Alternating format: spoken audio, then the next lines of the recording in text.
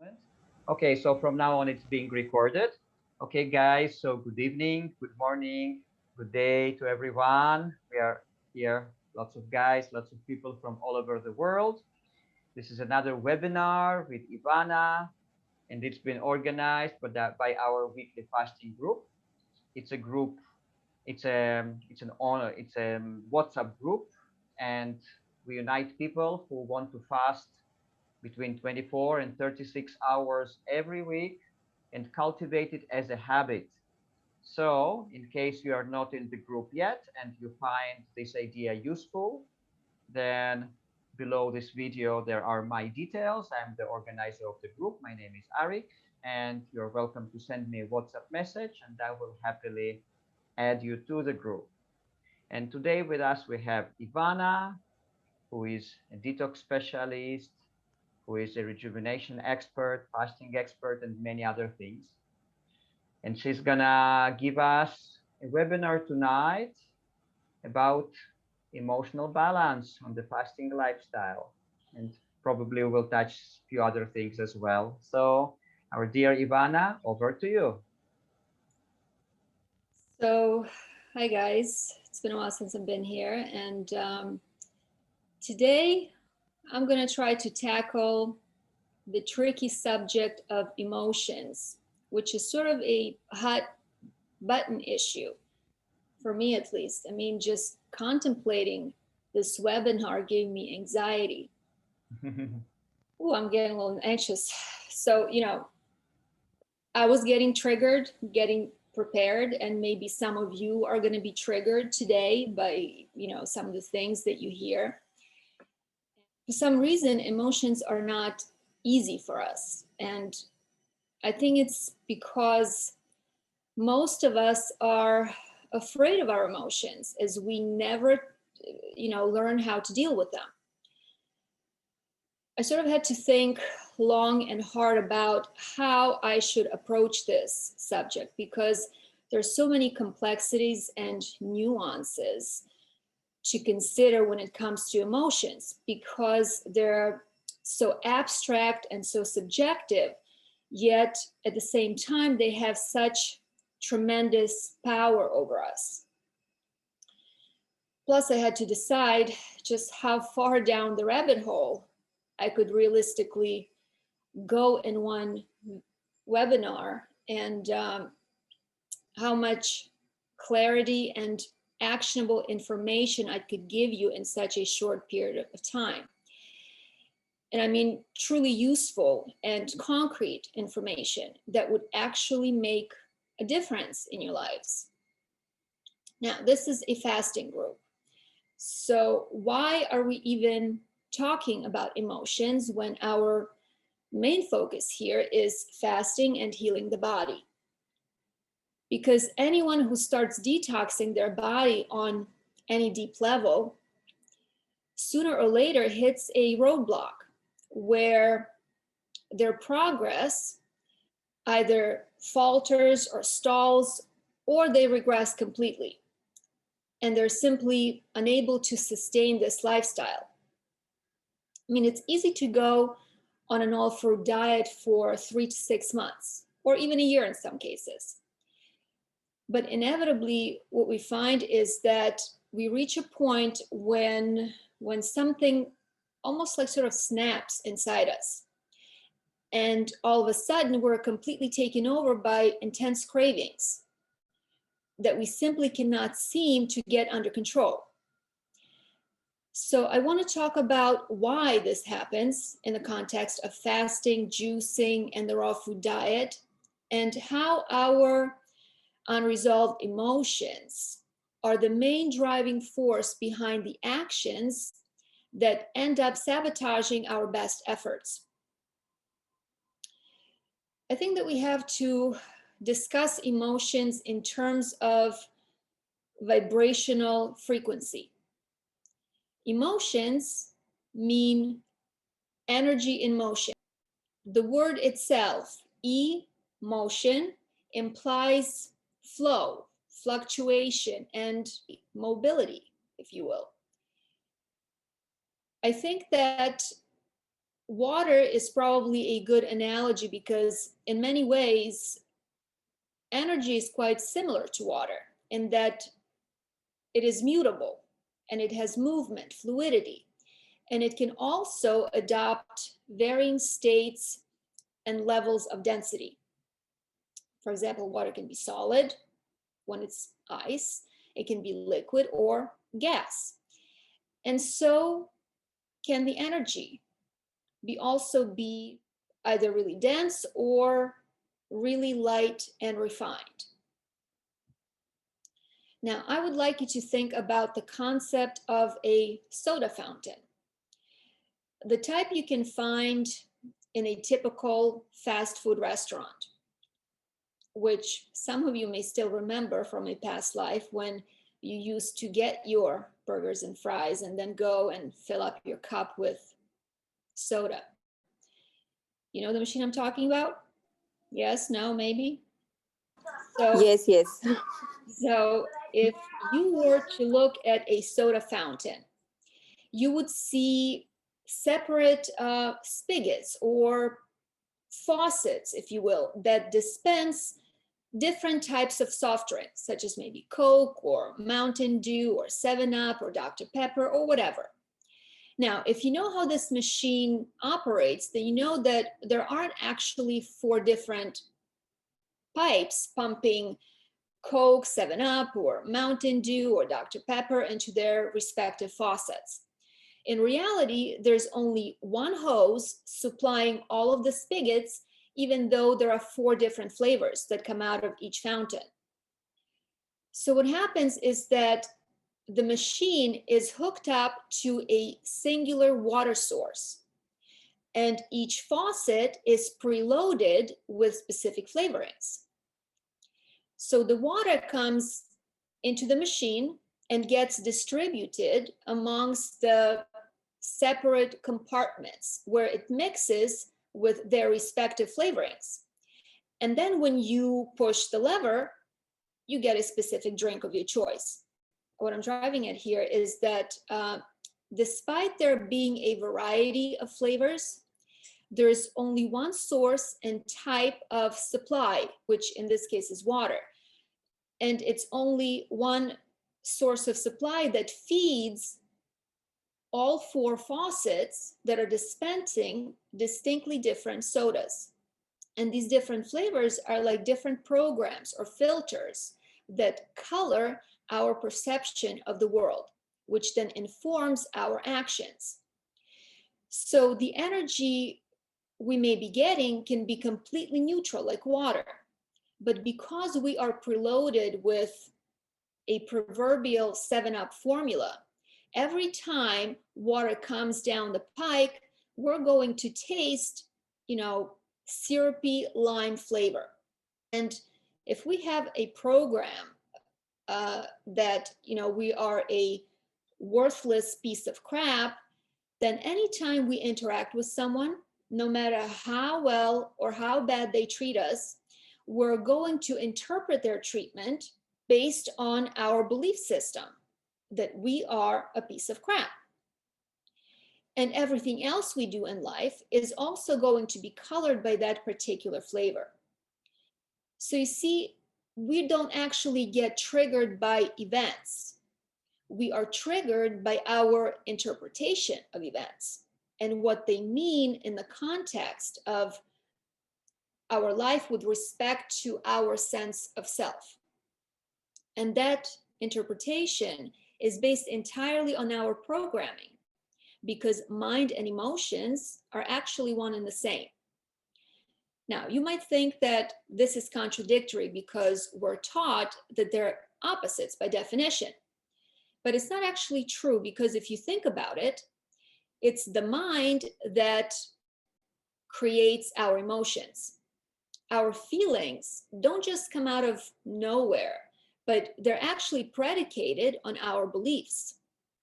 Absolutely all emotions are generated as a result of beliefs or definitions that we have about ourselves, the world, and our relationship to it. We cannot have a feeling about anything at all without having created a definition about it first.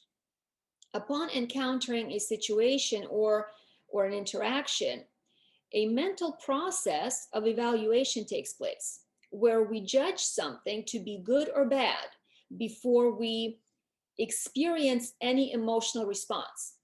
What's tricky about this is that this processing of information happens at lightning speed, and it all happens in our unconscious mind. So we're not actually aware of how we arrive at the feeling that we're having by the time it registers in our nervous system. So our unconscious mind is the repository that stores all of our experiences. It records all that information and sorts it into categories. For example, this incident here caused pain or was life-threatening. So from now on, anything that resembles that incident automatically equals to being bad and life-threatening. And anytime you experience a similar event, the mind will send you a signal through the nervous system that you will experience as an uncomfortable feeling in your body. Not only that, but your physical system as well is going to react. And this is where our sympathetic nervous system takes over. When this happens, our conscious mind takes a back seat and sort of watches from afar. So that's when our rational self sort of gets hijacked by that primitive reptilian brain. And from that point on, we are no longer in control to make conscious choices based on our free will.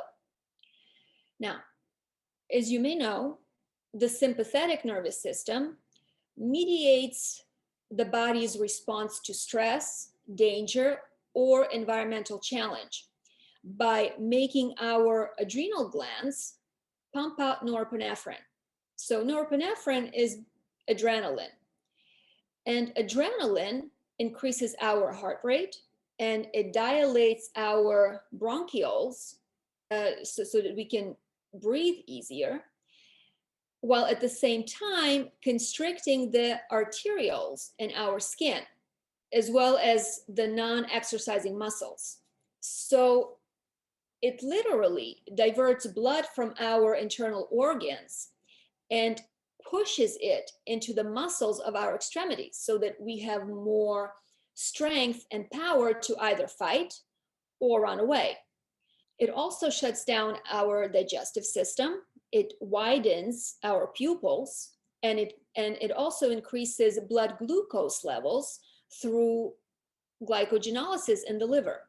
And additionally, it also releases fatty acids into the bloodstream from our adipose tissue, meaning just from our fat. Now, this reaction is completely automatic and autonomic, meaning it's not consciously directed by us, and it's completely independent from the conscious mind. So the body simply takes over and does what it feels needs to be done in order for us to survive. I think I told you the story about that time when I tried water skiing. Now, before they strap you into those clunky water skis and hook you up to the boat, the instructor tells you that if you lose your balance and start to fall, or you feel like you're being pulled under the water, you got to make sure to let go of the cable and keep your mouth closed. Of course, every time I would make my new attempt, I would do the exact opposite. I would hold on tighter and open my mouth as wide as I could so I could inhale. As you can imagine, I almost drowned a few times and I ate a lot of dirty lake water. The kicker is that no matter how many times I told myself before getting up on the skis that if you're going to fall, just close your mouth. And inevitably, as soon as I would start to go under, I would inhale almost in spite of myself. You know why? Because that's the survival instinct that's been hardwired into our brain over the period of maybe hundreds of thousands of years. Because when we know that we are about to become deprived of air, our first instinct is to inhale in order to fill our lungs and our body with oxygen, because breathing equals living. And so this reflex gets turned on automatically without our input. In my example, falling in the water posed an existential threat. So my autonomic consciousness took over and my conscious mind was no longer in control. Now, why does this happen? Because the truth is that our conscious mind is actually the stupidest part of who we are. In fact, it is so stupid and so slow that it simply cannot be trusted with life or death decisions. It cannot be trusted with something as important as survival. And how could you trust it? I mean, if you think about it, it doesn't really know much. If you ask me, I couldn't even tell you what I ate or wore 3 days ago.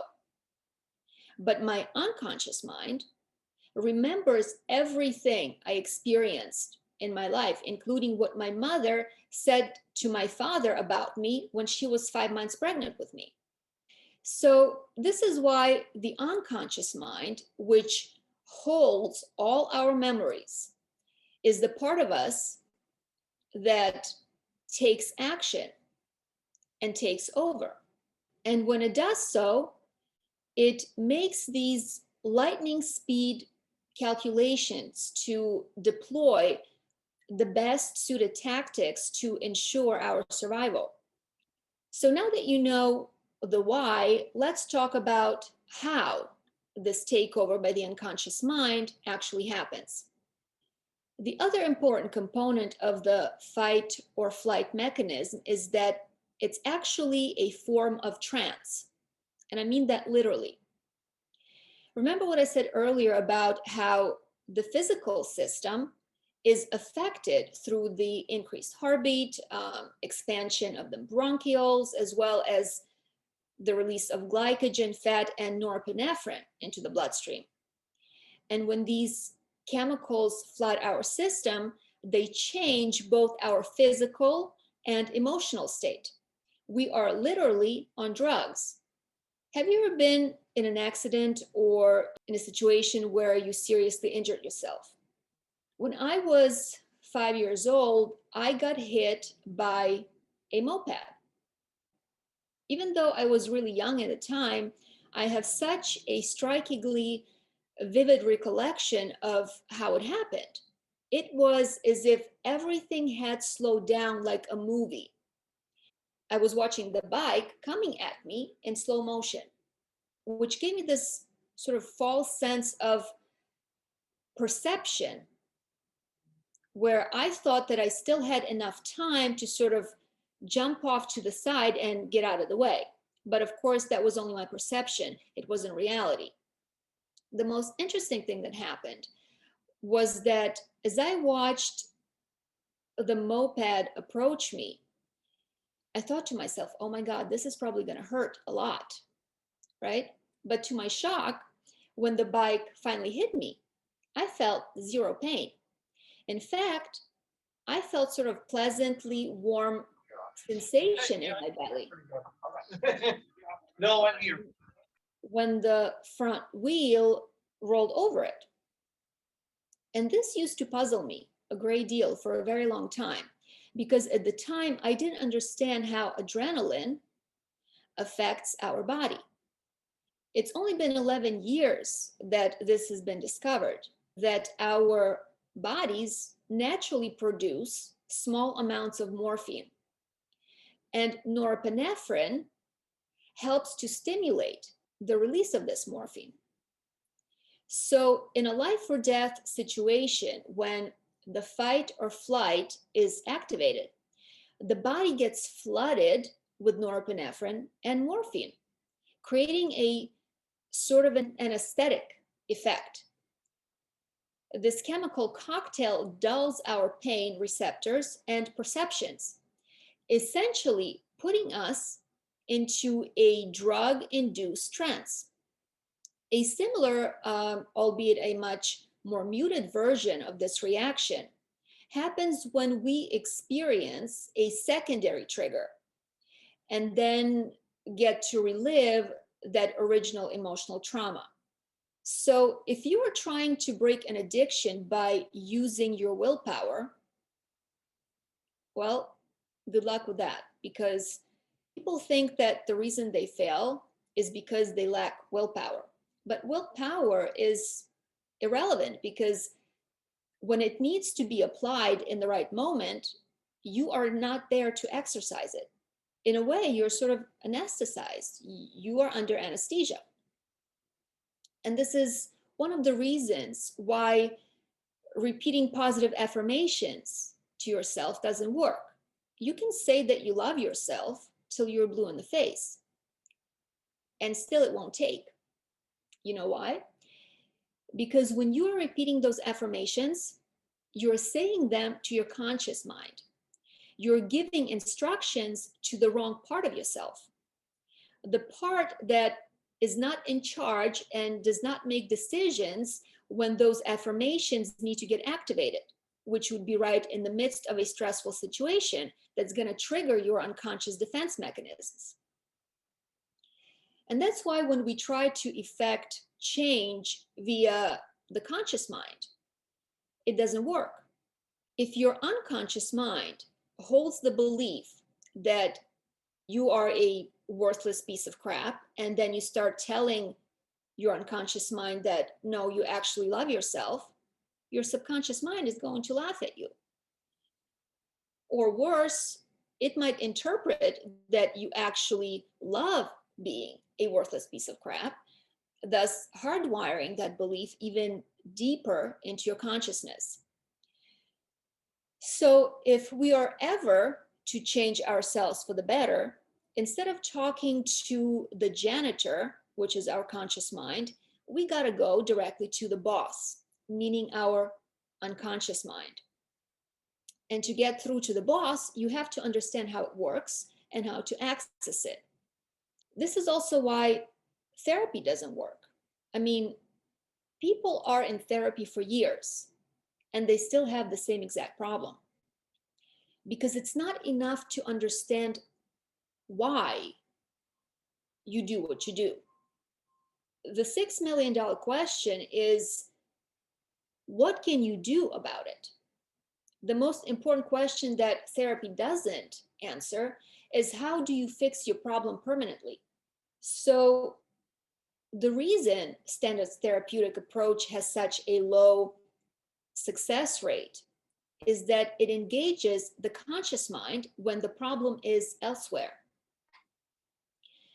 Now, even though the unconscious mind holds more information and performs more vital functions, it doesn't mean that it's always right or that it makes the best decisions. In my water skiing incident, it did the exact wrong thing, albeit for the right reasons. Similarly, most of the time, our unconscious mind will do the wrong thing when it comes to our coping mechanisms. When we get triggered, the unconscious mind perceives it as a deathly threat and deploys whatever survival tactics have been established in the past that have worked for us. And when I say that those survival tactics worked, I don't mean that they were correct or healthy. All it means is that they resulted in our survival. So the unconscious mind made the connection that doing X, Y, and Z equals survival. And it is therefore good. So the chain of events in this process unfolds as follows. First, we experience a traumatic event that was perceived as a threat to our survival. Second, our nervous system responded by releasing neurotransmitters, which is what makes us feel things that are our feelings. The third thing that happens is that we then respond to this excitatory stimulus and to the threatening situation in a certain way until it passes and the threat is gone. And finally, after the fact, the mind, the unconscious mind, assesses our condition. And if we came out of that predicament okay, if we're alive, then that response gets hardwired into the brain as a survival tactic to be used over and over again every time we're in danger. Now, every single time the unconscious mind perceives an existential threat, be it real or imagined, it will automatically trigger the same response, driving us to repeat the same action that we employed when the original threatening event occurred. So, most of the time, when we are having a craving for food, alcohol, drug, or what have you, we're not having a craving. In reality, we are having an emotional event. And this emotion is triggered by our conscious mind to move us toward a certain action that is designed to ensure that we make it. But since we're never taught the true purpose of emotions, we want to make them stop because we just don't like to feel unpleasant things. So we fear our emotions instead of seeing them for what they are. And what they are is indicators transmitting data about our inner state. In terms of energy, emotions are one of the components that define our energetic frequency. And when our frequency fluctuates, so do our emotions, and vice versa. When our emotions fluctuate, so does our frequency. Feelings occur when our energy is filtered through a negative belief system. Metaphorically speaking, if our soda fountain is loaded with yucky or moldy flavoring, we're going to have a bad taste in our mouth every time we run water through that machine. Ultimately, all of our problems stem from our relationship with ourselves, or more accurately, what we believe to be true about ourselves. Have you ever gotten angry when, let's say, you've been standing in line for an hour or so to get into the grocery store the way we did here in New York in the midst of the pandemic? And as you finally get the okay that you can go inside, some jackhole cuts in front of you and goes ahead of everyone. Now, of course, you get angry. But why are you really angry? Because if you think about it, by cutting the line, this person, however rude and inconsiderate they may be, they didn't actually injure or harm you in any real sense of the word. Nevertheless, you're still angry because you feel cheated. And you feel angry because this person has shown disregard for you and treated you like a schmuck. So you feel angry because by cutting ahead, this individual signaled to you that they're better than you. And therefore, they're entitled to special treatment where they don't have to suffer the indignity of standing in line like everyone else. And so you reasonably assume that the only reason they would feel that way is that they thought that you were irrelevant or not worthy of basic human consideration. And see, this is where we're starting to get to the heart of things. Your perception of someone else's behavior created a threat to your delicate sense of self. And the reason this balance is so delicate is that you've been told by your mom or dad or your teachers that you're worthless and unlovable. But because holding this awareness is too painful, you've been hiding it from yourself by pursuing money, career, relationships, believing that being able to secure these things proves that what you feel about yourself isn't really true and that you're worthy after all.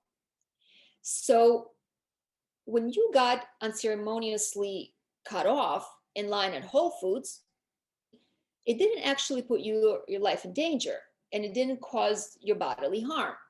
But that fragile illusion of worthiness that you so gingerly erected like a house of cards has now been shaken. And all of a sudden, you start doubting yourself. As all those bad feelings that you've been covering up with designer clothes and Instagram likes come up to the surface. And now these feelings pose a threat to your existence because you cannot survive in this world if you're worthless or if you have no value.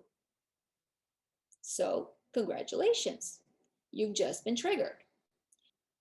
Of course, the only way these feelings could be triggered to begin with is if deep down inside you actually agree with those negative beliefs about yourself, because you cannot trigger something that's not there.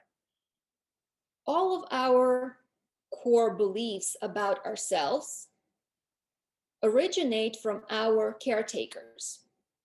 Our parents were the first people who imprinted upon us the value that they attributed to us.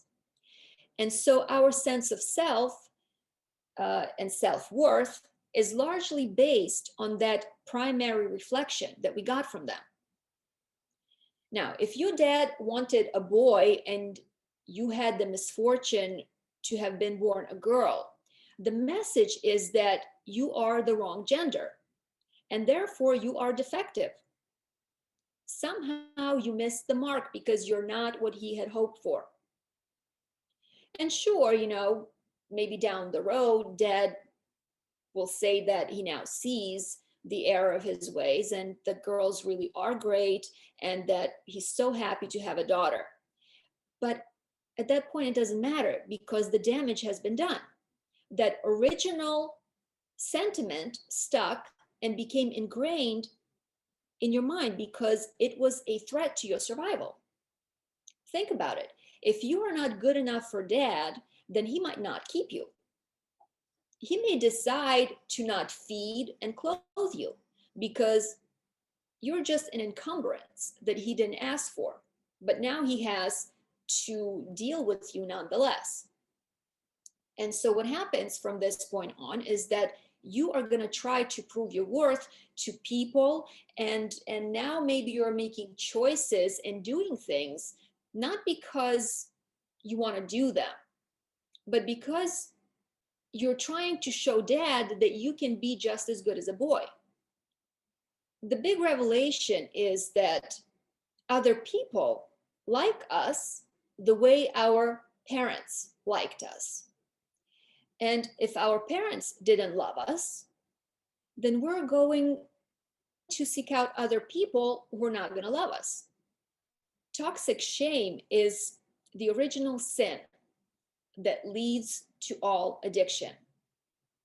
Now, unlike healthy shame, which is when you do something wrong and you feel embarrassed about it, and then you try to correct it, when you carry toxic shame, we believe that we are fundamentally defective or that we are a mistake that simply cannot be corrected or made right. And we think that about ourselves, of course, we feel bad. And we don't like to feel bad. So what we do is we find ways to dull those feelings in order to not feel bad. And so we eat, we shop, we gamble, we drink, we smoke, we snort, we clean, and God knows what else, just to escape that soul-crushing feeling. And regardless of what your particular choice of poison may be, at our core, we are all escapaholics, running away from our pain and painful shame. If you are a shame-based person, you're going to be an addict in some way, shape, or form. Shame is such a deep and profound wound that when we are shame-based, all we want to do is hide who we truly are. We want to hide from the world because we believe that if we show the world who we are, we will be shunned and rejected.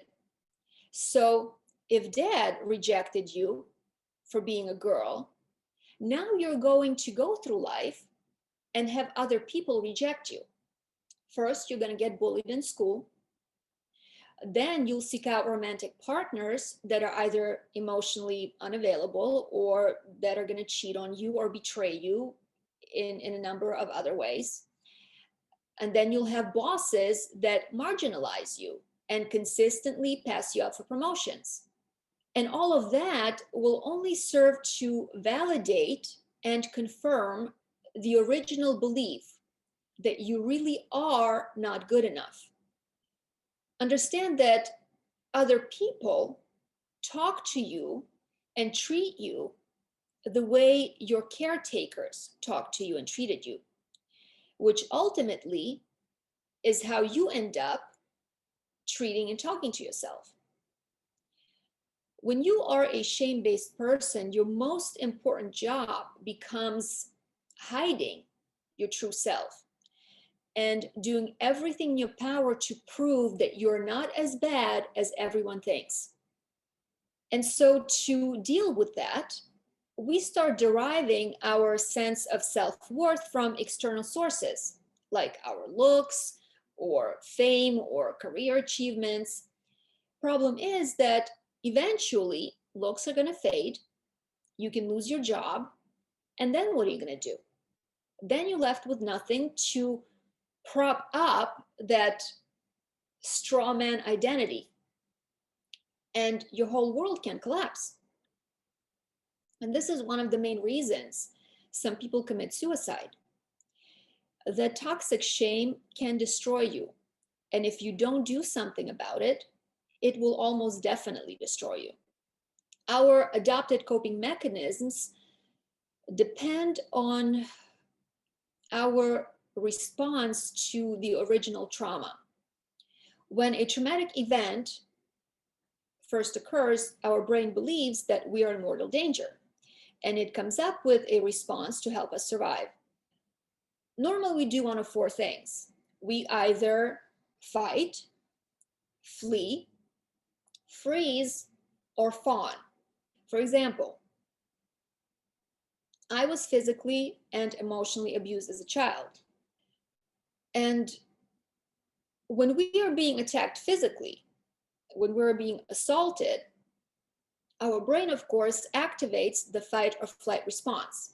And the body starts pumping cortisol and norepinephrine into our tissues, preparing us to either fight or flee. But what if neither of those options are feasible?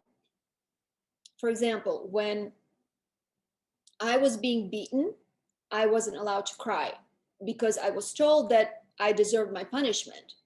And therefore, I had to take it like a champ without any complaints or resistance. But when I did manage not to cry, it created a different problem for me because you see, if you're not crying, then your attacker assumes that they're not beating you hard enough. Naturally, to remedy this, they escalate the intensity of their assault. Now, if you are a child being physically abused, you can't fight for a couple of obvious reasons. Number one is that your father is a much bigger and stronger person. And on top of that, he's wielding a weapon like a hockey stick. So there's no point in fighting because it's not an even match and you will most certainly lose. Not only that, but then there will be additional repercussions where you're going to get hit even harder because now you need to be punished for insubordination and defiance. The other problem is that even if, let's say, by some miracle, you do manage to take him down, then you're left without a father. And of course, despite all of the abuse, you love your dad and you wouldn't want to hurt him. So then the next thing we can do is flee, right? But fleeing isn't really an option either, because where are you going to go? I mean, you're a child, you have no job or means of providing for yourself. You actually need your abusers in order to survive. So the only thing you can do is leave your body. And so avoidance and checking out became my adaptive behavior. If you are the freeze type, then you are probably the scapegoat of the family with no way of escaping or standing up for yourself. So now you spend a lot of time dissociated and detached. You know, you're daydreaming, you're sleeping a lot, you're eating, you're watching TV, maybe you're playing games all day long. Or maybe you're just spending so much time online that the real world passes you by. Now, the the fight types most often become bullies because they were allowed to imitate their abuser's behavior. Fighters are often bullies for their younger siblings and are always in pursuit of overpowering those who are weaker than them. Fight types, may have been spoiled or raised without proper boundaries. So this may have developed as a defense mechanism to that. When the fight type feels abandoned, they tend to respond with anger. So fighters are rageaholics. These are also the people that can sometimes become killers and rapists when their sense of self is threatened. Now, if you cut in line in front of a fight type, they're probably going to punch you in the face. Paradoxically, they can also be very charismatic in public and be admired by their peers. But behind closed doors, they turn into monsters. And that's my mother. She would use me as a punching bag, yet she'd be super nice to strangers who all thought that she was just this wonderful, amazing human being. Now, finally, the flight type needs to keep him or herself constantly busy. They tend to become workaholics and they find different ways to occupy themselves, and be productive so they can flee the neglect and abandonment they experienced in childhood. Flighters are compulsive overthinkers and overanalyzers. They're always in their head, just trying to distract themselves from feeling anything. As children, they were likely to have been hyperactive and maybe even diagnosed with ADHD. As adults, these people tend to become adrenaline junkies. These are going to be gamblers, extreme sports type people, who are over exercisers. Now, and the final type, fawn, are people pleasers. They try to avoid conflict at all costs so that they don't have to deal with unpleasantness. And they will go above and beyond to make others comfortable. Fawn types tend to apologize a lot and for no reason because they feel guilty when they're angry at other people and they feel responsible for other people's reactions and behavior. Most of the time, they're not being authentic and they don't know how to say no to people. They're constantly compromising their values and sometimes they like to dissociate in social situations. And fawns are the ones that often become sex addicts. Now, of course, you may have more than one of these coping mechanisms. You can have, say, freezing as your primary defense, but you may also be a fawn from time to time, depending on the situation.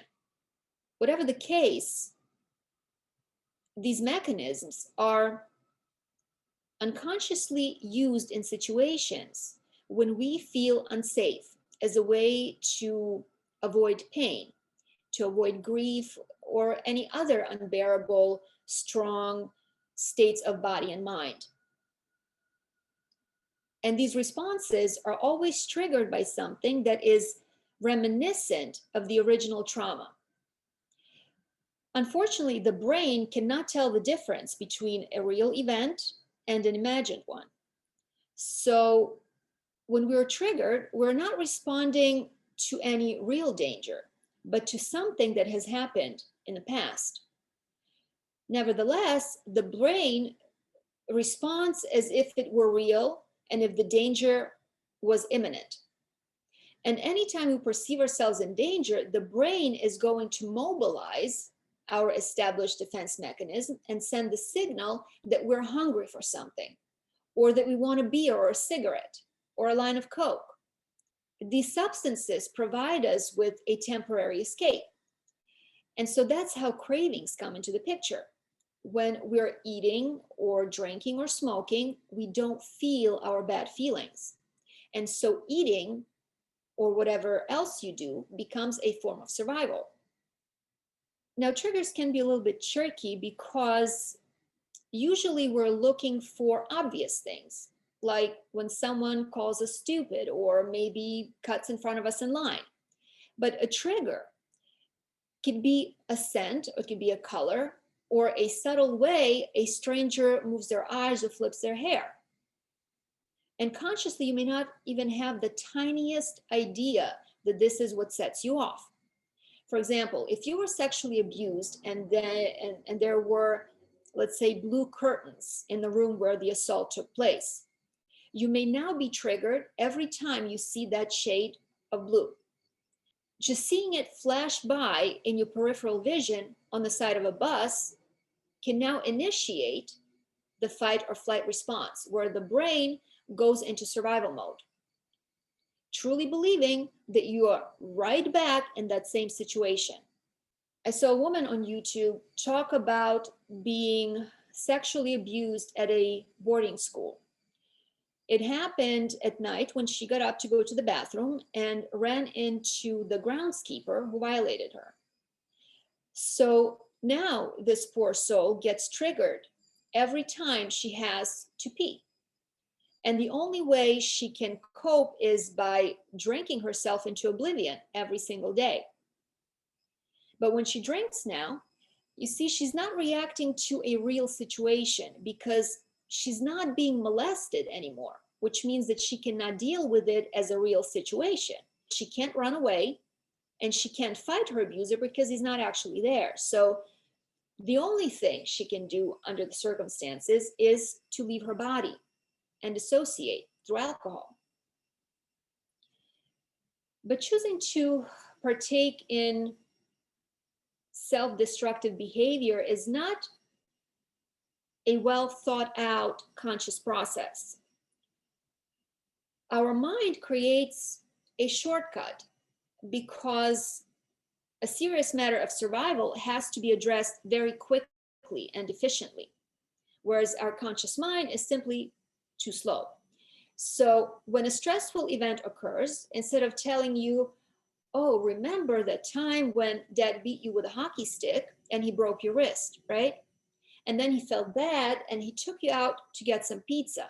And do you remember how that took the edge off the pain and made you feel better?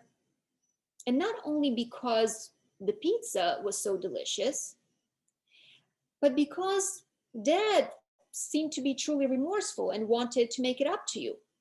And that made you feel good. It made you feel like he really loved you.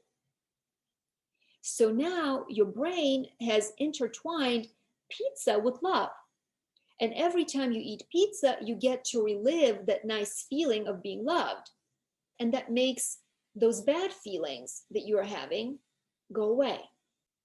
But going into such a step-by-step analysis simply isn't feasible. For starters, a lot of the times you don't even have conscious access to many of those memories, either because you're too young or because the memories were so painful that they had to be suppressed for our own sake.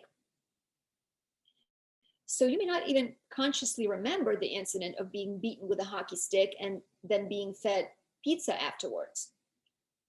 Furthermore, it would take too much time and thinking, which in a truly threatening situation could mean the difference between life and death, literally.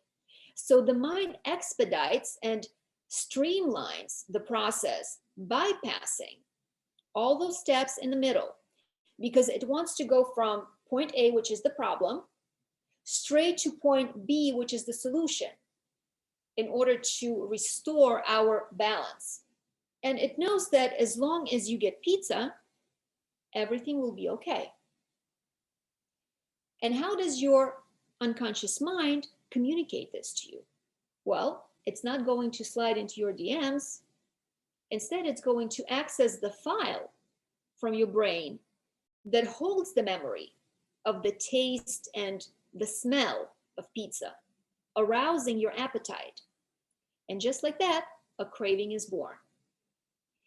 And you'll find that the scarier the perceived threat is, the more intense and urgent the craving will be. Now, one of the questions that I was asked earlier is, why is it that people can stick to fruit during the day and be okay, but in the evening, their cravings kick up and they start jonesing for cooked food or maybe for salty food? Well, it's very simple, really, because during the day you're busy, you're doing stuff. And that tends to drown out those voices inside that keep reminding you what a worthless piece of you know what you are. But at night, when you get off work and things slow down, you now have time to think. And thinking always results in feelings. Of course, 99.99999% of the time, when we are in our head, do we go to good memories or the bad ones? The bad ones, of course, because they keep us safe. So we basically set ourselves up every time we get into our head and take a walk down memory lane and start thinking about all the ways that we've been hurt. In this way, we end up triggering ourselves more and worse than anybody else. It's important to become aware how you're doing this and to identify your triggers if you want to stay in control instead of letting your negative mind run the show. Because, as I said, these triggers may not be so obvious. For example, excitement, joy, and leisure time are some of my triggers. Now, you might think, well, that doesn't make sense because both excitement and leisure are good things, right? Well, if you grew up in my family, then you would see it differently. See, instead of treating me as a human being, my parents essentially treated me like an appliance. For instance, my mother never spoke to me as if I were a person. She never told me she loved me. We never casually chatted about the weather or maybe discussed a book or how things were going in school. Her interactions with me were limited to basically barking orders at me or berating me for the unforgivable mistake of being born. My whole life revolved around school and doing work, be it cleaning, cooking, ironing, gardening, laundry, you name it. If I was ever seen idling, I'd get abused for being useless. And then I'd be given more work. And if there was no more work left to do, my mother would create some for me.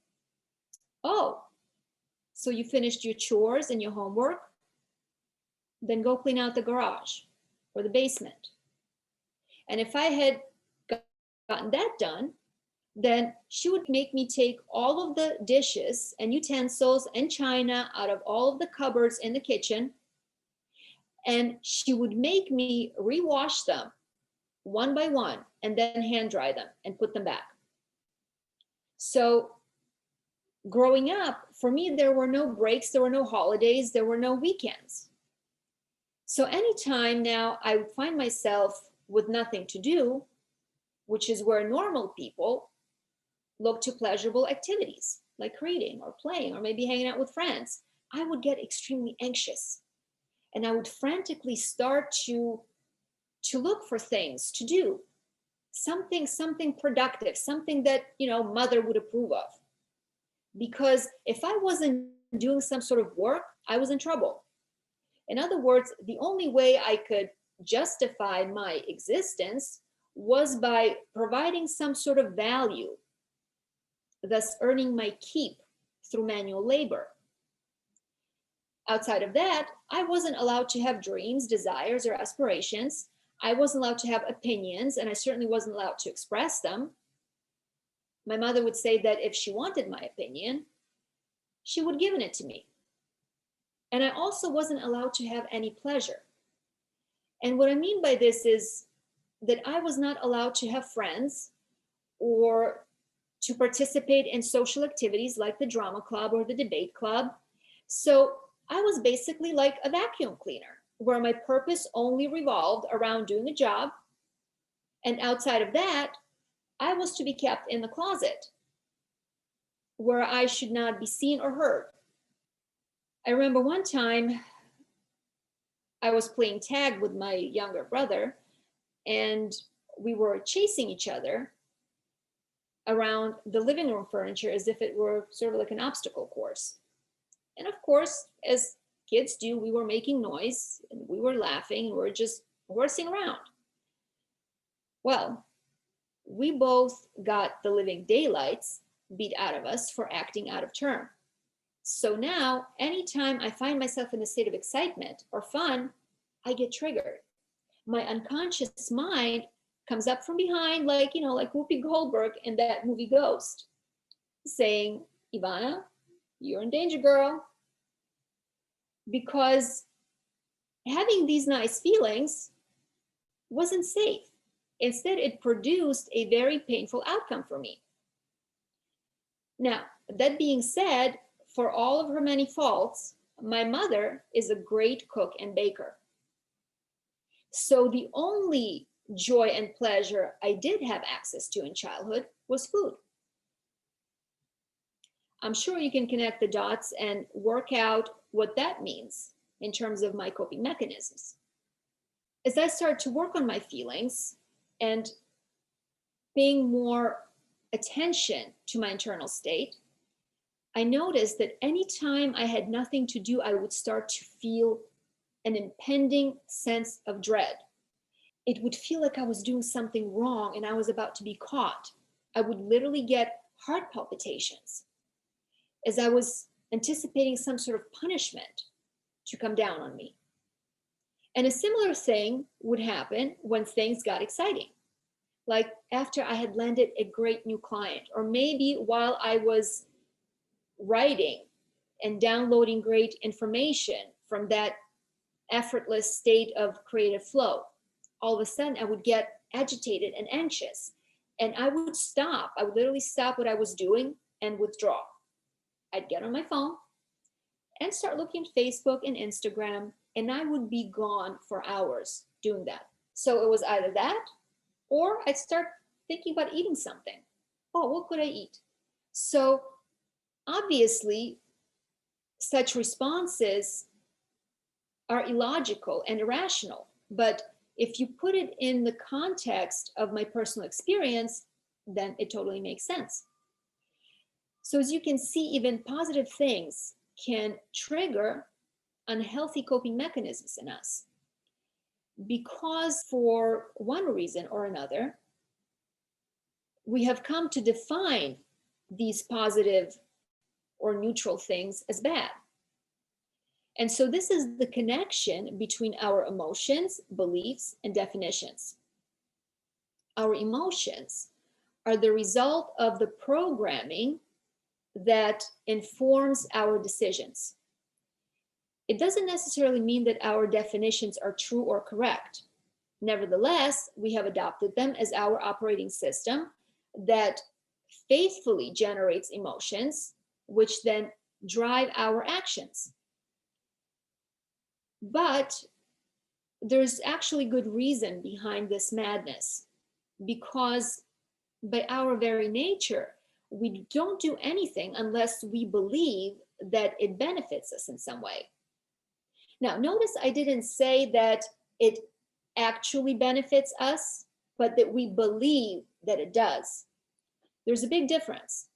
For example, when I get excited because something good is happening and my sympathetic nervous system kicks into high gear, initiating the fight or flight mode, it's not because it's malfunctioning, but because it's trying to protect me from my violent mother. So it's not about fighting the unconscious mind, which is, by the way, very rational. It's about updating the information that it has to work with. You see, that old defense mechanism was the best it could come up with 30 some years ago, when I was still living in my mother's house, where she was a constant threat to me.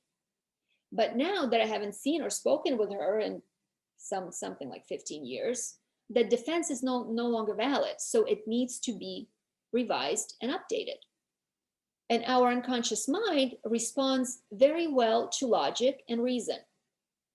So if you're having negative feelings, there are a couple of things you can do to bring yourself back into the state of balance. First, ask yourself, what would I have to believe about myself, the situation I'm dealing with, or my relationship to it, in order to feel the way I feel? And then you look at whether the explanation that you come up with is actually plausible or rational. And spoiler alert, it usually isn't. But the beautiful thing is that as soon as we realize that our interpretation is nonsensical, it's actually very easy to disengage and let those beliefs go. There's another really simple yet incredibly profound mindfulness exercise that I learned from Bashar. When dealing with negative or uncomfortable feelings, run them through these 3 statements. So, first statement, I feel blank. And you can insert whatever emotion you feel. I feel sad, I feel angry, I feel frustrated. For the sake of this demonstration, I'm going to use angry. So you say, all right, I feel angry. Now, the second statement, you say, I feel angry because I choose to. Whoa, wait a minute. This is very important because remember, emotions aren't just thrust upon us out of nowhere and for no reason. Emotions are the direct result of our mind. The thoughts we think make us feel things. So if we are having bad feelings, it's because we are perpetuating those thoughts, which means that ultimately we're the only ones responsible for keeping those feelings alive. No one else. Nobody else is doing this to us. And since we are the ones creating these feelings, we are also the ones that can put a stop to them. So while someone or something else may have originally triggered that feeling, it was ultimately our decision whether or not we chose to keep it. So to recap so far, 1, I feel angry. 2, I feel angry because I choose to. And finally, number 3, and I choose to feel angry because I believe that it serves me to. So now you have to take a look at how feeling angry could possibly benefit you. This is what's called the motivational or payoff mechanism. All our actions are geared toward generating what makes us feel good or what benefits us. We will always, always, always move away from that which we perceive as painful or uncomfortable. And we will always move towards that which we define as pleasurable or rewarding. This means that we don't do anything unless we believe that we're getting something out of it. And we do it because we view the resulting outcome as being positive or preferable. Now, it doesn't mean that these definitions are based on facts. They're nothing more than opinions based on our beliefs. So when you examine this motivational mechanism that drives you to continue to choose to feel angry, one of the two things is going to happen. One, either you're going to realize that recycling that particular emotion doesn't actually benefit you in any way, in which case it will be easy for you to drop it, or you're going to realize that you have a belief in place that erroneously defines holding on to this anger as being something good for you. But if you look at it closer, 9 times out of 10, it will become quite clear that it does not, which again will make it quite easy for you to let it go. And it's really important to release these feelings because holding on to negative emotions can literally make us physically ill.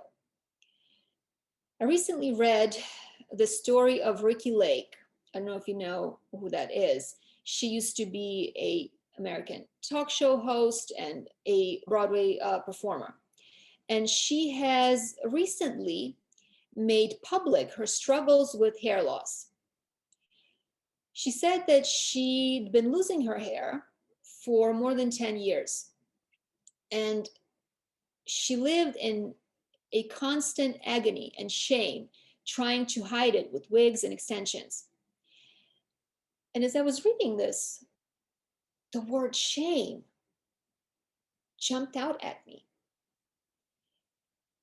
And to me, it actually appeared to be like 5 times larger than the rest of the words, even though, of course, that wasn't factually so. But it was how I perceived it. And when I saw that word, my heart stopped. I literally started to have like physical reactions. Blood surged into my head. I started to get palpitations. It was as if someone had drove a stake through my heart. Now, I remembered that my mother always hated my hair because she thought that it was too fine. So she would actually shave my head because she believed that that would thicken it. And when the shaving finally stopped, somewhere around 3 or 4 years old, then she would continue to cut my hair really, really short. And she would never allow me to grow it out.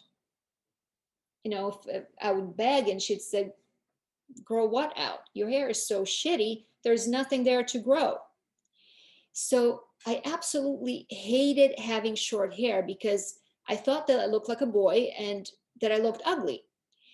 So as I read Ricki's story, all of those memories and the shame and the self-loathing just came crashing down on me. And that moment, it finally clicked that much of my hair problem was really just a manifestation of that internalized shame. And I'm not talking just about hair shame specifically, but overall general toxic shame that stems from years of consistent bullying, humiliation, and physical and emotional abuse. But to get back to Ricki's story, What ended up happening is that after 12 years of suffering in this painful shame, in January 2020, she decided to come out with it to the public, to the world, and she publicly shaved her head just so that she could finally be done with it, be done with the torture. Well, guess what happened? Once she came out of hiding and made her shame public, it no longer had a hold on her. And within a year, she grew all of her hair back. Now, she did mention finding a specific hair product that she says helped her, but I'm sure that in 12 years prior to that, she had tried hundreds of hair growth products and none of them worked until she finally let go of the need to have hair, because that was something for her that she derived her value and self-esteem from. So what I'm realizing is that by shedding hair, my body was constantly reminding me of the shame that I've been carrying and that I still had not let go. Now, it's important to underscore that even though emotions manifest in the body, they're not actually held there. I know that the common belief is that we store emotions in our body, but that is not technically so. Let me explain. Let's say that a major trauma happened to me when I was 6 years old.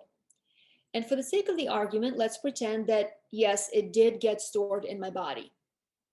Well, if you look at me now, do I still have my 6-year-old body? No.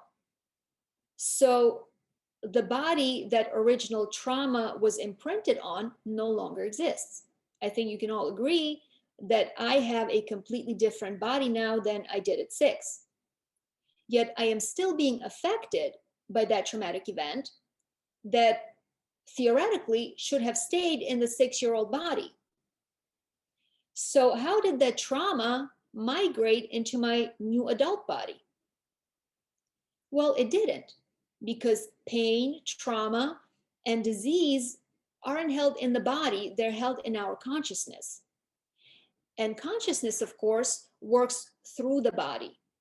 Every single moment, the state of our consciousness is reflected in our physical form. Therefore, it's not the body that we need to change because that process is automatic.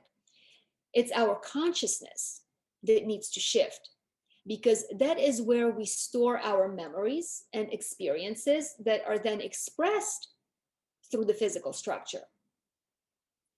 The reason that our health issues seem to be chronic, ongoing, and unrelenting is that we hold on to the beliefs and definitions and memories that are out of integrity with our ideal blueprint. Because consciousness is like a blueprint for a house. If our floor plan isn't to code or it's not the right scale, you're going to end up with a wonky house.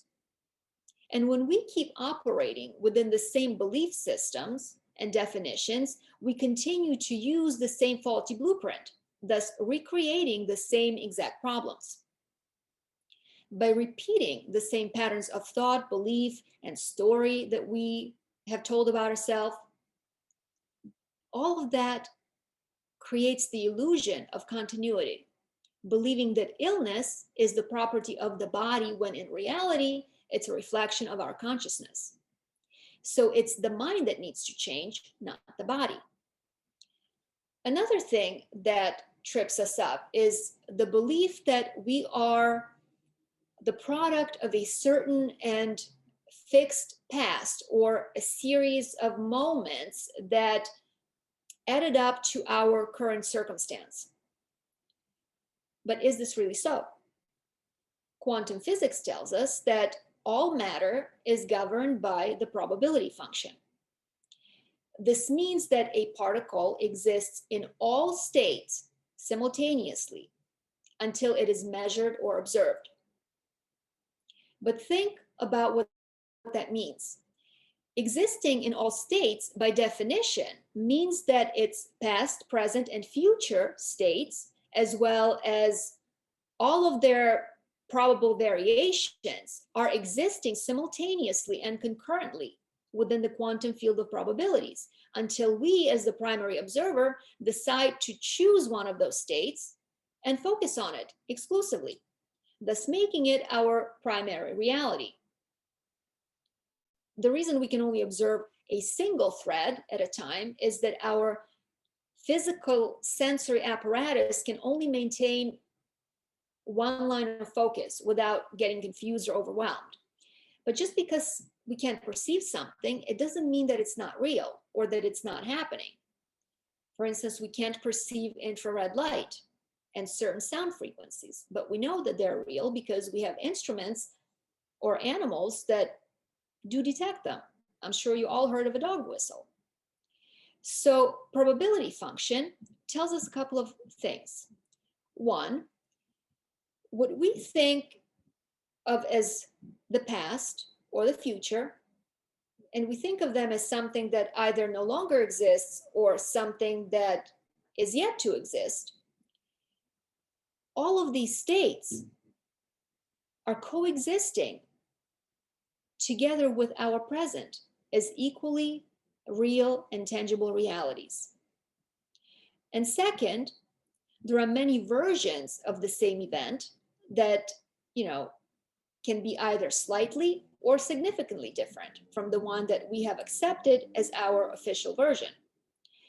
So if you're sick in this version of reality, I assure you that there is an alternate reality that's being experienced by a different version of you that is completely healthy. And that person is not imaginary or any less real than you are. This means that we are not relegated to one fixed version of what we perceive as our relative past. And we can actually choose different versions of it, thus changing both our present and future. And one way to do this is by going back into the memories of past traumatic events and bringing the emotions associated with them into focus. And when we do that, then we can go back and change those events into what we wish had happened rather than holding on to what we remember happening. This is something I do with clients when we do inner child work. And I take them to revisit their past self when they're in a different or in a difficult situation. And then the adult self will provide assistance, help, love, comfort, whatever the child needs to change the outcome of that situation. Now, this technique can be even more profoundly effective if you combine it with tapping. Of course, you might say that this is all theoretical hooey and that it's not how real life works because we perceive time as a series of sequential moments happening one after another. But perception isn't reality despite the saying that claims otherwise. For instance, you're now sitting in a chair, on a bunch of chairs, because there's a bunch of you, that seem quite solid to you. But the truth of the matter is that the chair you're sitting on is mostly empty space, because we know for a fact that seemingly solid objects are actually made up of tiny particles vibrating at huge distances relative to each other.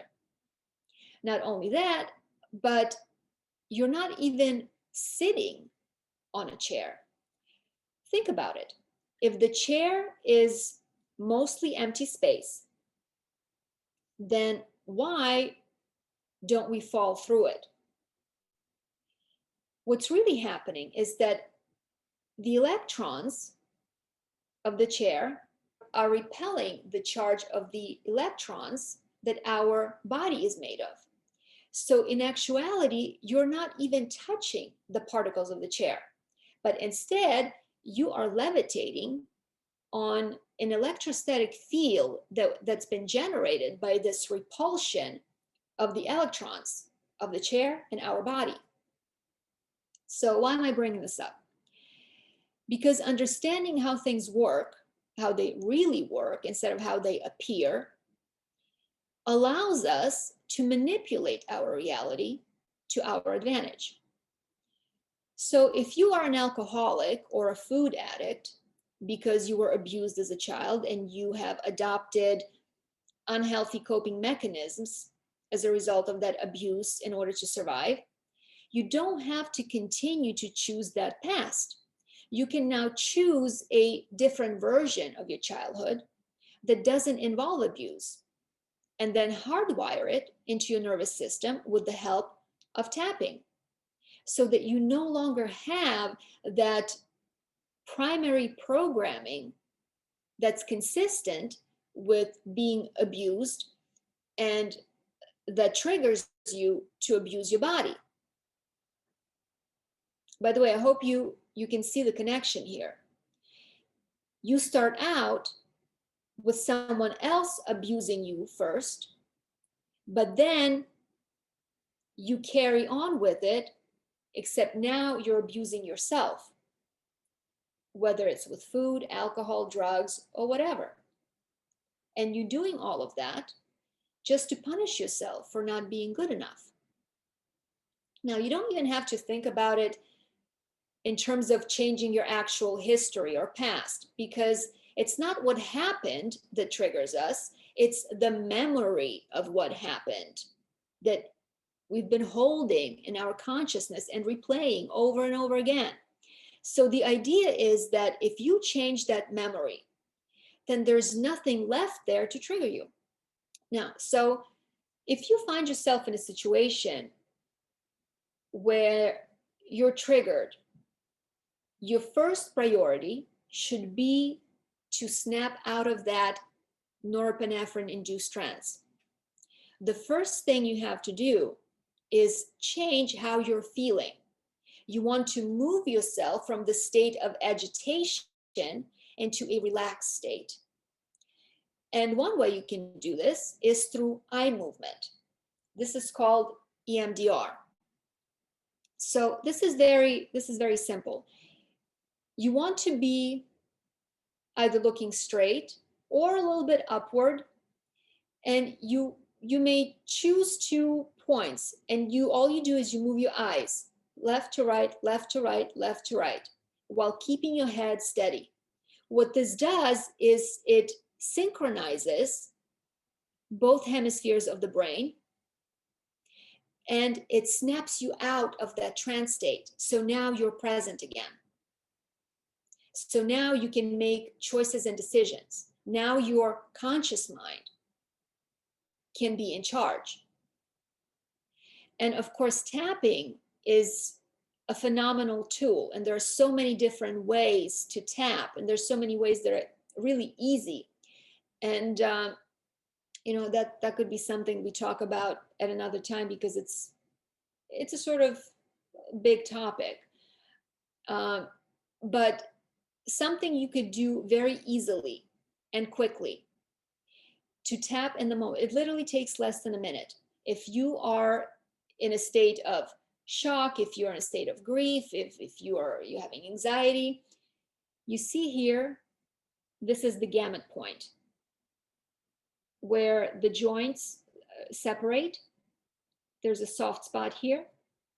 Now, so you would start tapping on the gamut point, and then the first thing you do, you tap with your eyes closed, and you're going to do this very quickly. Then you tap with the eyes open. Then you're going to look down and tap. Then you're going to go hard right, but only moving your eyes. Then you're going to go hard left. Then you're going to move your eyes in a clockwise position. Then you're going to move your eyes in counterclockwise direction. Then you're going to hum a little song for a few seconds. Na, na, na, na, na, na. Then you're going to count 1, 2, 3, 4, 5. And then once again, you hum a song. Na, na, na, na, na, na.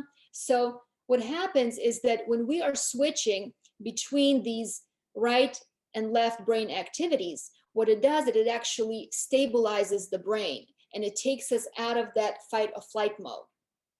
So this is just a very simple and quick thing that you can do anywhere and anytime, and really change how you feel. Do you have any questions, guys? I do. All right. Uh, okay, it was very touching, moving what you told us. But why? That's Why? also, why do parents act like that to children? Why They does it? remember what I said. You're going to treat yourself the way your parents treated you, and you're going to treat other people the way your parents treated you. You know that saying, love your neighbor as you love yourself? Well, what happens that we do love others the way we love ourselves. So what happened, their parents or somebody else did it to them. You understand? So they just took on that mechanism, they just carried it over. Because, for example, my mother used to shame me, but what she did, it wasn't about me. She was dumping her shame onto me because she didn't want to carry it. So she would project it onto me.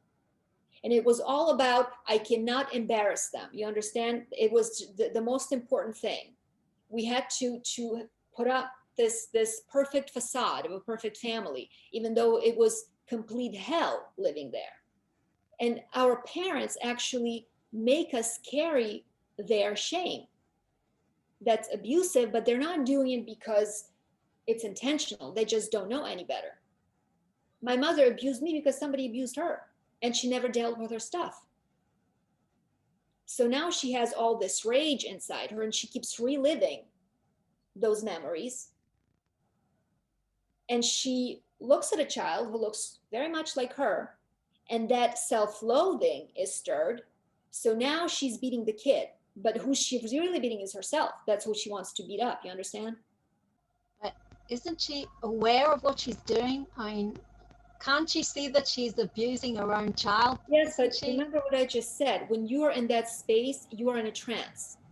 And when I think about it, it's true. It's like she wasn't seeing things. Like rage would come over, like true rage, and she just starts swinging and punching and kicking. You understand? She wasn't in her body, because this is what happens. You get triggered, and that's an automatic response, because nobody ever told her that, one, this was wrong, and two, there's something you can do about it, and something you should do about it. But you said that she was aware at a certain point, I mean, at a certain level, because she only did it to you at home when nobody saw. But to others, she knew how to. Oh, that's not To true. Oh, no, not at all. Oh, no, no, no, no. My parents didn't try to hide it. would like to put on a show, you understand, and humiliate you Yeah. in front of other people.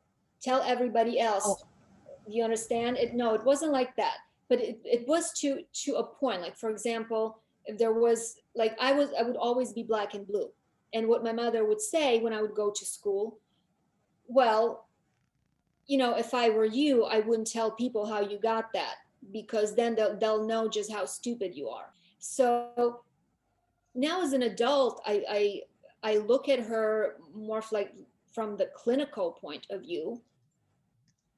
She, most of the time, she wasn't there. but like So she didn't whatever try to he, hide it from other people. Like she would like she wouldn't do that to you in front of other people. Would she humiliate you and beat you in front of oh, other people? absolutely, absolutely. Oh, And she would feel proud about that. Like, see how good a parent I am. Like, you have to be sick because in a the lot. head. Like, you can't be normal. You understand? So I've accepted this is has to be some sort of mental illness. Yeah, because I know that there are parents that sort of they have to show in front of others, but they beat the children when others don't see it. So they can tell the difference between they can they are ashamed of it. They know there's something wrong about it. I mean, people that are not rational, well, they can't tell they can't tell the difference, and they would do it in front of other people. But a lot of people know that there's something wrong with it, and only beat their children and humiliate their children when no one sees, and then in front of other people they would be very nice and polite, and that's what I'm saying. That wasn't my experience. It was a mixed bag. It depended on how she was feeling, and she was highly unstable, unpredictable. Every day I lived in a state of terror, just anticipating, expecting. Sometimes it can also be that the parents are not guilty about it, they do it um, um, they do it when the things alone and not in a group or not outside, because they are guilty of their actions. But some parents are not guilty of their actions and think it is their right to do it, and that is the right thing to do it, and they are proud of it. They think that Yes, that's a sign of being a good parent. it's exactly the case. That was the case with me. There was a time, and my transgression was, we were visiting with the family friends, and they had a big cherry tree that was in blossoms, and it was really, really beautiful. And and the cherry tree, of course, then would bear cherry fruit. And I was so enthralled by the cherry blossoms that I broke off a branch of it. I wanted to have it. Oh my God, that was just the worst thing I could have done. So what had happened was that my father made me go and get a switch and bring it, and then he whipped me in front of the people whose cherry tree I got the branch off of, because he wanted to show them how good a parent he was, how he taught me a lesson to never do that again. Yeah, you know what I hear? Today, children are very spoiled. So I heard somebody saying that now everybody's gone the other way around. Like parents used to be very, our generation, our parents used to be very strict and very beat us and humiliated us. And now parents are too soft on their children and the children are too spoiled. So that's also not good, because today I don't think it's not the same. The society is changing. Parents today are not are different from parents from their parents. So it's also that now they're too soft and too permitting and no authority and no lines. And today a lot of children are very spoiled because of that. So it's Well, not the the same. problem is that nobody teaches you how to be a parent. Like, you need to have more education to obtain a driver's license. You actually have to take a test to be able to drive a car on public roads. But anybody can be a parent. You understand? There's no Yes, I test, know. there's no education how to be a parent. So everybody does what their parents did. Okay, so I asked you why is there so much misery? Why are there so many bad parents? Why is that? I mean, I think Because that they had their parents. It's as simple as that. I'm asking myself, are there any normal parents? Are there any normal families? You know, Sure. I mean, it's a matter of degree. Nobody comes out unscathed. You understand? Even let's look at a really loving family situation. A child is crying, right? And what does a parent do? Instead of being there with a child, here's a cookie, here's a toy. What is the kid is gonna understand that, oh, when I feel bad, I need to eat or I need to go buy something, get a new toy. You understand? so it's not just about abusing. It's No, about even no, these no, little. no, no, no. It's just not understanding how to deal with emotions. Oh, a child is crying. Also, we must do everything in our power to stop the child. The child is having an emotional experience. So what you need to do is level with the child. One, you have to be face to face, not over them, looming, be threatening. And you're there, say, oh, you're crying. Tell me what is the reason you're crying? What can I do for you? How can I be there for you? Or they do the opposite thing. There's the school of thought that if a child cries, you just leave them alone, you let them cry it out. That child is now abandoned. The child did not have anybody there for them when they were having a crisis. So that's not good either. You understand? The point is that parenting is extremely difficult. That's And right. people, it's so difficult that people want to make shortcuts. It's hard to deal with a kid that's crying when you're losing your mind and you haven't slept in days. and it triggers everything in you, right? So you just want it to stop. So you do the best you can, and the problem is that we are generally not well people, and when people are not well and they have children, those children are not going to be well. That's the bottom line. So it's don't have children until you sort yourself out. What is it? I missed that. What did you say? Said don't have children until you sort yourself out. That's right. Just like a good psychiatrist, he has to take care of his stuff before he can is able to treat others and deal. Otherwise, he's projecting his own stuff on his patients. So there are different levels of abuse, because a woman having a child because she wants somebody to love her unconditionally, that's abusive, because you are using the child to fill your unmet needs. So the child cannot be him or herself. The child now has to cater to mom and be there for her, be her surrogate husband or her surrogate girlfriend, whatever it is. So now child has a job. The child cannot just be a child. The child has to take care of mom's emotional needs. So mom may be very loving and give everything to the child, but still abusive. You understand? So there are different levels here. Right, I understand. And especially, people have children when they're themselves young. It's not like they're experienced and have a lot of wisdom. They're young themselves. They're struggling with survival, with other problems.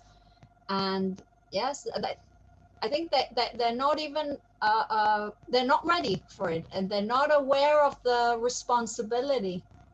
Yeah, absolutely. Of the child.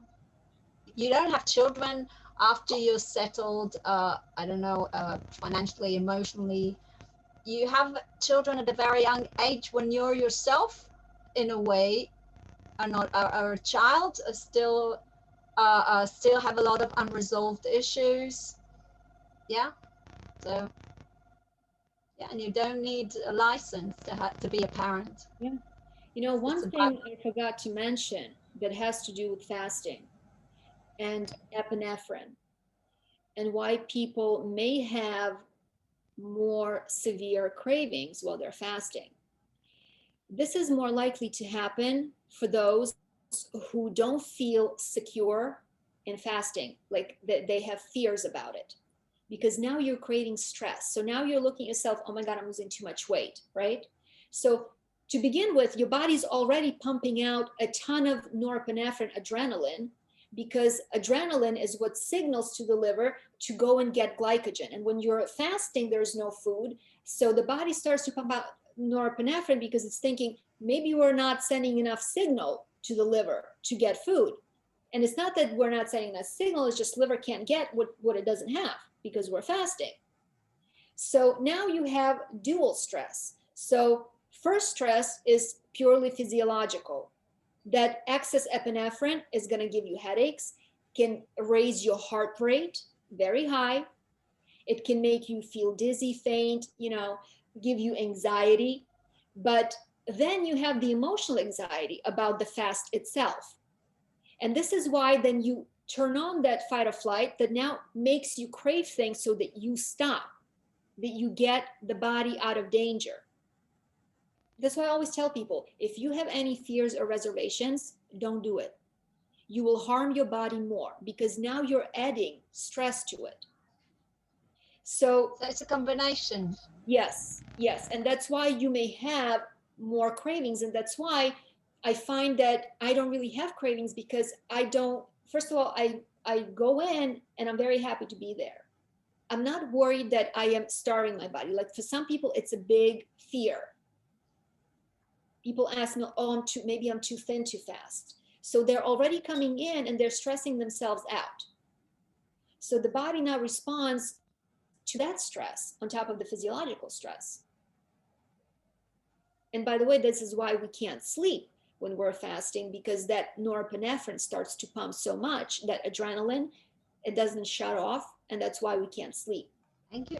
That's very fascinating, you sharing your life life story with us, and It I wasn't easy for me. I thought about it long and hard. I was like, do I want to do this? But you got to deal with the shame. The best disinfectant is sunlight. If, shining a light on it is what frees you. I don't know. It seems like it's not unique to you. That's what I'm saying. I identify with it. I don't know about others, but I've heard it a lot. Like it keeps repeating itself. Like it's not like it's personal. It's like, I don't know. It's happened to a lot of people. That's what I'm saying. Maybe certain generations, certain education, the society was more rigid, strict. I don't know. There's something universal about these experiences. So What's it's not like, universal is the lack of love, because it all stems from absolute lack of love. Self-love, really. mm. So it's like You can't love somebody else if you don't know how to love. If you do not know how to love yourself, how are you going to know how to love somebody else? It's a skill. it's a tragedy. I mean, a lot of people. I mean, there's uh, a lot of suffering, a lot of pain, a lot of people. I don't know. They lack love, and they pass it on. They themselves don't love others, and it just doesn't end. How's it going to end? This With us, you have to make a choice, a decision. We are doing it. To be aware and to stop, put an end to it, to consciously put an end to it, be aware of it, and deal with it and solve it and change the Yeah. Okay, guys, who else wants to ask questions, comments? Eric, I would like to answer one. Hi. My Shishma, and yeah, I stopped my fast today because I emotionally disturbed today, because I just find out that I losing my hair, had some patches on my head, and about the job, because it's been locked down for a long time. I work at the airport, and my shop is closed, and they're doing the redundancy. So I was a bit worried because we just had the meeting. So how can we come out of these emotions, and just then I just come to the food only to comfort myself? Tapping. You heard Jordan talk Yeah, about I do. tapping, but Yeah, I did. there are very easy ways to do it. Like a lot of people stay away from tapping because they feel they don't know how to do it. It becomes complicated. I have to come up with a recipe. I have to tap here. I have to tap there. It really doesn't matter. What it does is that, one, you have these meridians that are actually connected to your organs. This is your gallbladder on the eyebrow. This is your bladder. This is your stomach. These are not organ meridians. These are your kidneys. Underarm, you have your spleen. Your liver is here, right? This is your wrist has two sides to it. So you should ideally be tapping on both sides. This is your heart, lungs, circulation, and large intestine. Side of the hand is small intestine. So you can actually stimulate your organs to work better. And this is actually how this worked for me. But you have to do it every single day. But the idea is that when tapping should be done in the heat of the moment, because this is when the stuff comes up. And there is a method that was developed by Robert Smith that's called short EFT. Is it short EFT? Where he condensed it, where he only taps on 4 or 5 points. And it's very, very simple. So you have a feeling. What you do, you identify the feeling. You go, how strongly do I feel this feeling? You gauge that. And then you start tapping and you just say, I'm letting it go, letting it all go. It's okay for me to let it go. I let it go. And then you go, you grab your wrist, the 2 points, and then you go, you exhale and you said peace. After you do that, you check again. How are you feeling? Have you reduced the intensity? And you keep going until you have reduced the intensity. And just doing these few points is going to do it for you. You don't have to do all of that. You don't have to set up, I feel this way. Another problem people have with tapping is that they have to say, I love and accept myself fully. A lot of people have a problem with that because they don't love themselves. And they can't even say it to themselves. Or it feels phony. It doesn't feel authentic. So they go, oh, this is not going to work. You understand? So the words don't matter. The words are there for one reason only, to bring the feeling up to the surface. But the trick is that once you bring the feeling up, you don't stay in it. You remove yourself because you are in a trance. You want to break the trance and then you tap on it, letting it go. It's okay for me to let it go. I am okay. I am safe. Peace. And you keep going. But once you have brought the intensity down, preferably to a 0, now you have to put something in place of that memory. You understand? You have to replace it with something positive. You don't leave it there. So first you tap it out, you remove that intensity, right? And then you put something else. So you have to, ideally you should have a journal where you have your bad memories and you have your good memories, because you want to have a library of these things so that when you are tapping, you have a memory ready to go to, where you're feeling good, you're feeling peaceful, you're feeling happy, to insert it there. Okay? Yeah. Thank you. Uh-huh. Hi, Ivana. Hi. Sorry, I'm not sure if the previous question is done. I'll pause. It's okay. It's okay. Yeah, it's okay. You can carry on. Yeah. Okay, thank you. Ivana, this is Ruchi. I'm the one who had texted you Hi. without name. Yeah. Uh-huh. So I think you already answered. So my one question was regarding the hormonal imbalance that we, or maybe overflow that we deal with when having period, or like a week before that. I assume tapping would do the magic for that as well. Can you tell me what the problem is? So with me, a week before my period, right, it has gotten better, but still, like, there is a feeling of irritation that I would sense about a week or 10 days before. But I was talking emotional irritation or physical irritation? Emotional. All right.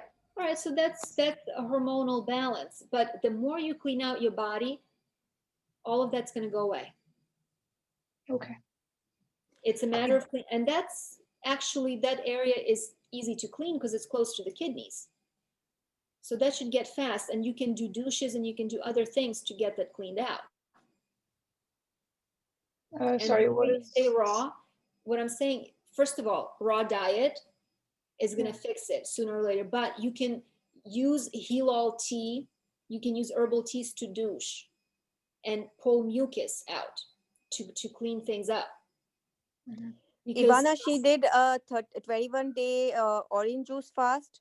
After that, she did 2 weeks apple juice fast.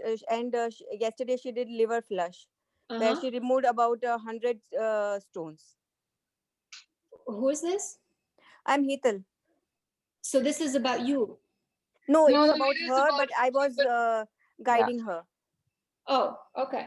All right. So you have to say it's a process. It's not going to happen overnight. These things take time, and you just have to keep going. I promise you, this is going to get resolved. So I mean, I have been on raw diet for a while as well. I mean, What a is a year, while? I guess. What is a while while? is just a year. Listen, it took me almost 4 years to get mucus out of my sinuses, and I've had long periods of time. So it's all relative. You got, people have these expectations. What's going to happen? That things are going to start to get progressively less bad, and then they start to get good. But until you get stuff out, now in terms of irritation, like I would have to see your pituitary, your hypothalamus. I would have to see, your adrenal glands and stuff like that. Adrenal glands are weak. Okay, but what about hypothalamus and pituitary? Because hypothalamus. Yeah, she has thyroid problems.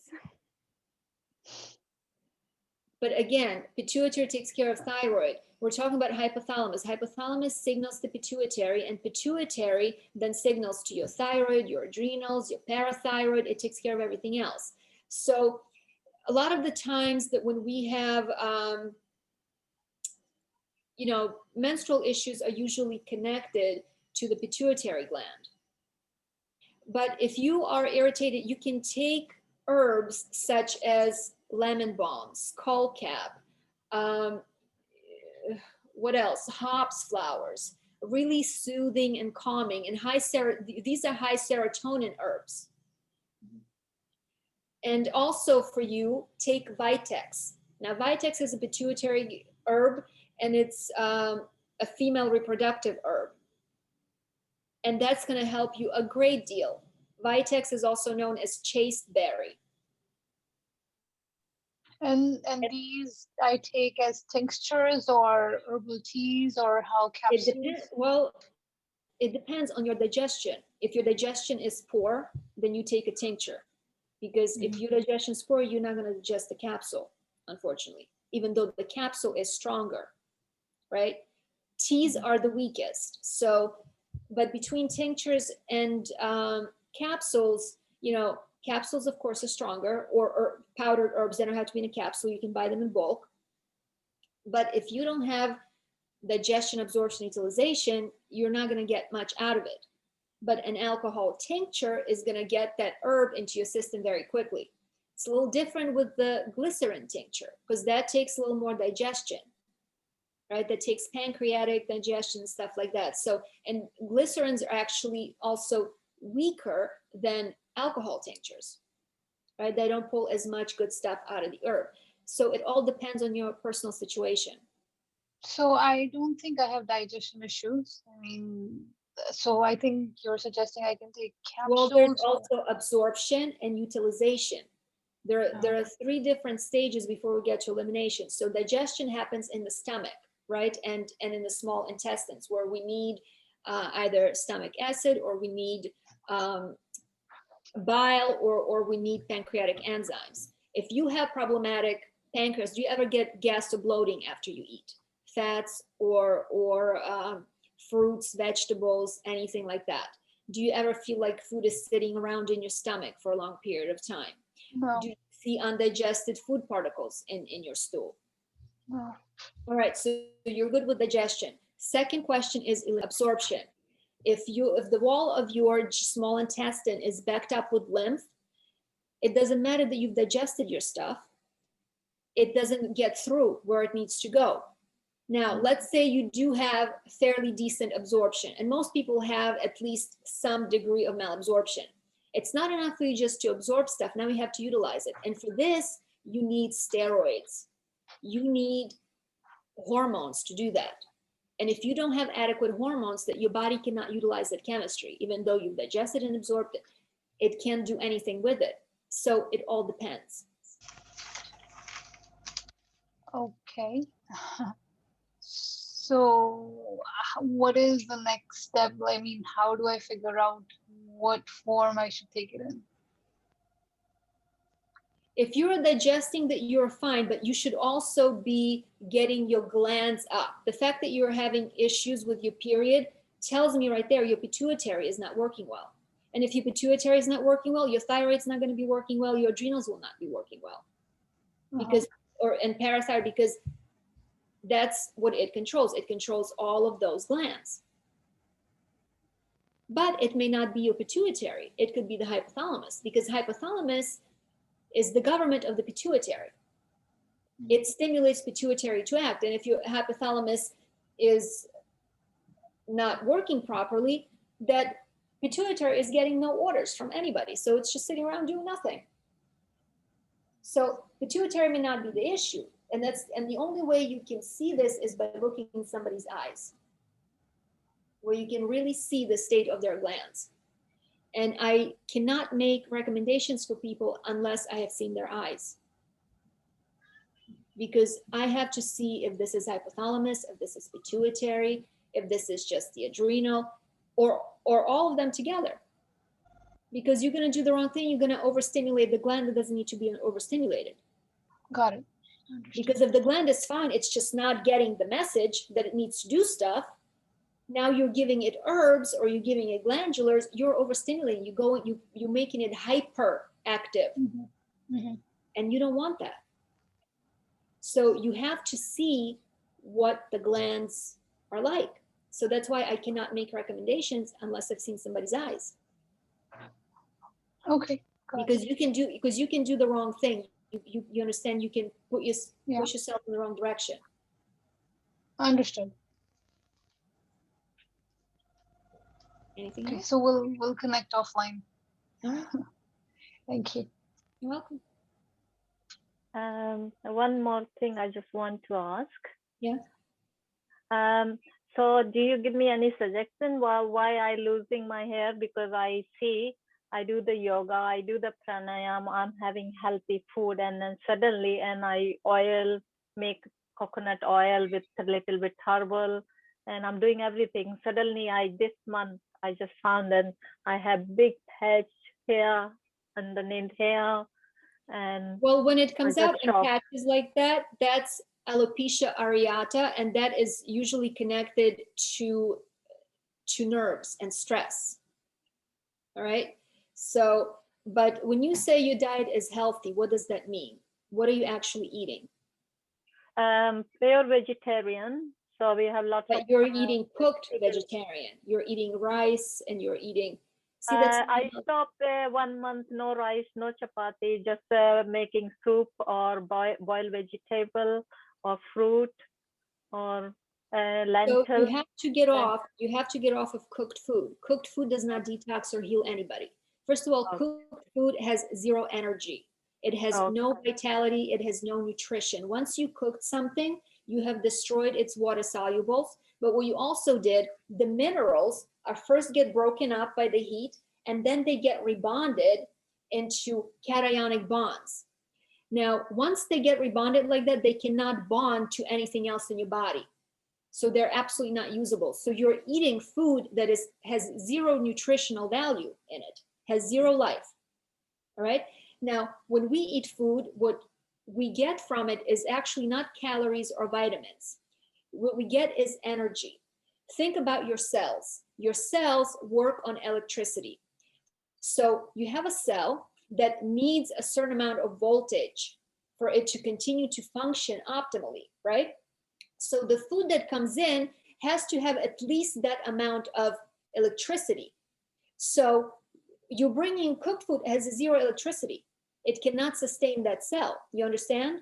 Now, the problem is even worse if your cell is damaged. So now it's no longer operating in its peak ability. So even if you bring the right amount to keep a healthy cell functioning, it's not going to be enough for a cell that's been damaged, you see? And this is why raw diet, even not raw vegetables, again, do not detox. They detox you to an extent because your nerve cells require the highest amount of electricity, and vegetables simply don't have it. You can eat raw vegetables. They're great if you don't have any problems. But if you need to bring up the vitality in your body, to improve things, to heal things, vegetables are not the way to go. Heal your body and then eat vegetables till the cows come home. But to heal, they're not going to do it, especially if you have nerve damage, if you have weak nervous system. You're going to go nowhere. Now, for hair shedding, what worked for me is clay masks. You mix bentonite clay with clay, yes, bentonite clay with charcoal. Okay. All right, you mix it together. Now, I'm not a big fan of vinegar, but you need a little bit here because otherwise, or you'll just end up with really clumpy clay. But it also depends on the clay. Some clay is more absorbent, some is more viscous. It all depends on the clays. But you would mix it. You can add a few drops of essential oils, like clove oil and rosemary oils are known to regrow hair. But what you're doing, why people lose hair? Hair grows out of skin. When you have lymphatic congestion in your skin, when your skin is closed, it does not eliminate. The acids in the skin begin to break down hair follicles. So hair falls out. So what we're doing with clay is very simple. but it's very effective because clay has a pulling action to it. Now, when you mix it with charcoal, charcoal has an extremely high adsorbency area. Adsorbency is different than absorbency because what it does, it magnetizes things to itself and then it holds it. So you make this mask, you put it on your scalp. It has to touch, not hair, scalp, where it is. So that clay is going to pull stuff from the skin that your body cannot eliminate. Also, sometimes people cannot drain their head. They have a lot of lymph in their head, and they're even maybe, their kidneys are filtering, but if they have their transverse colon that's really backed up, they cannot drain the head. Or they may have a lot of lymph nodes here that are congested, that are creating a bottleneck effect where that lymph cannot get to the kidneys. So you have all this lymph sitting here, breaking down your hair follicles.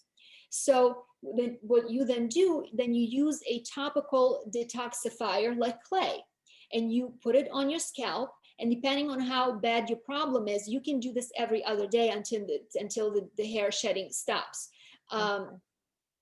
So, I mean, it's a little bit messy. It's a little bit of a job, really, because you have to keep it on your scalp for at least 20 minutes to 30 minutes. But what it does, it starts to pull that stuff out and takes that pressure off your hair follicles. You understand? It cleans up the scalp. So if you can't drain it, and you can put it on your face anywhere where you have lymph nodes that are maybe swollen, that's gonna do it's gonna help to move things around. And what you also want to do is to ensure that you have enough circulation going to your head, because if your circulation is impaired, you're going to lose hair, because then not enough blood and oxygen and nutrients are going to the hair shaft and hair follicle. And stress, you got to de-stress. Stress, one of my biggest problem, my son, because he's 35, and since last lockdown in March, he stays in his room all the time. He come down to just have food and just stay, never talk, never say anything, just all the time in silence. That's sad. And sometimes I just wait in the kitchen to come and see him, because then I have to meditate and sit down, like what time he come to have tea and what time he have to come have dinner. And sometimes I go and ask him, what you like to eat, I can make for you, no? But I feel like why he's so like a bright, he have so much knowledge, and he done civil engineering in degree, but I don't know how I have to deal with that situation. So I done so much meditation. I go to Brahm Kumaris, I learn, it's been 12 years, and I do meditation, try to help. But at first I have to help myself to come out of these emotions. And I'm trying my best, but sometimes I get really deep. Well, don't go too deep into the feeling of not feeling good. You understand? That's counterproductive.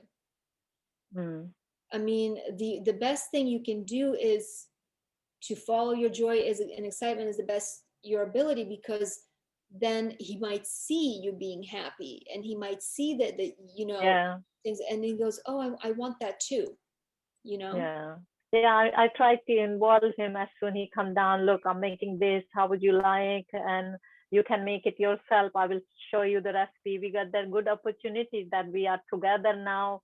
So if you want to learn or anything, just let me know, or come down and we can do it together. No, I'm just busy upstairs. I'm doing something. But this could also be a chemical imbalance. You understand? If his glands are down, his adrenals are down, he's not making happy neurotransmitters. This could very well be another thing. If he doesn't have enough serotonin and dopamine, he will be depressed.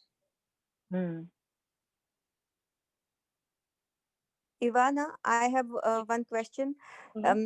After I had written to you and we talked, it's much better. I don't have any headaches, but still I have a little runny nose every time I put something in my mouth. What does that runny nose indicate? You're moving lymph. Okay. Now, as long as the food is raw, then it's because because you can get a runny nose by drinking a glass of milk, because Yeah. that stimulates your mucosa in a defensive way. But if Okay. you're drinking or consuming stuff that is astringent, that's gonna stimulate lymph to sort of soften that lymph and mobilize it, then you're gonna have a runny nose, absolutely. And that's good. You want that stuff to come out. Yeah. You're not getting anything out that wasn't there to begin with, unless you are eating something that's creating new mucus. What color is the mucus? It's watery. It's not Right. much, but So that's acute. That is brand new stuff. That is, you're not getting any sort of deep healing, or that's not coming from old lymph. yeah, But it's you only only water coming out. But every time I put something, even if it's water, I get water comes out from the nose. That runny nose from the nose comes out immediately, and then there's nothing. that's not, to me, this is a good thing. What Okay. you're doing is you're just starting to chip away at it. You're like right at the surface. uh, you can do neti pot, Yeah. all right, and you can do this with specific herbs like pleurisy root, or fenugreek, or you can mix all three, because these herbs, they break up mucus. Okay. So as you keep doing it, you're putting in herbs there that are sort of moving things around, so sort of breaking stuff up that's been agglomerated in there. Okay. Because I feel very free. I can Mhm. breathe also very deep. So that's also not a problem. But every time I put water or juice in my mouth, immediately comes a runny nose, and then it's all clear. Then That's there is good. no stuff nose anywhere. That's good, because to me, this is the lymph that's being mobilized through the channels that connect you to the stomach. Okay. Okay, because it's so quick. And so that juice that goes in, and even water, starts to activate things, right? Yeah. Starts to move things, because lymph, our lymphatic system, and by the way, if you have any problem, it's all lymphatic problem. There's no Yeah. such problem that's non-lymphatic. Your lymphatic system is 4 times larger than your blood system. It is literally around every cell. There's not one part of your body that is not being supplied and cleaned by the lymph.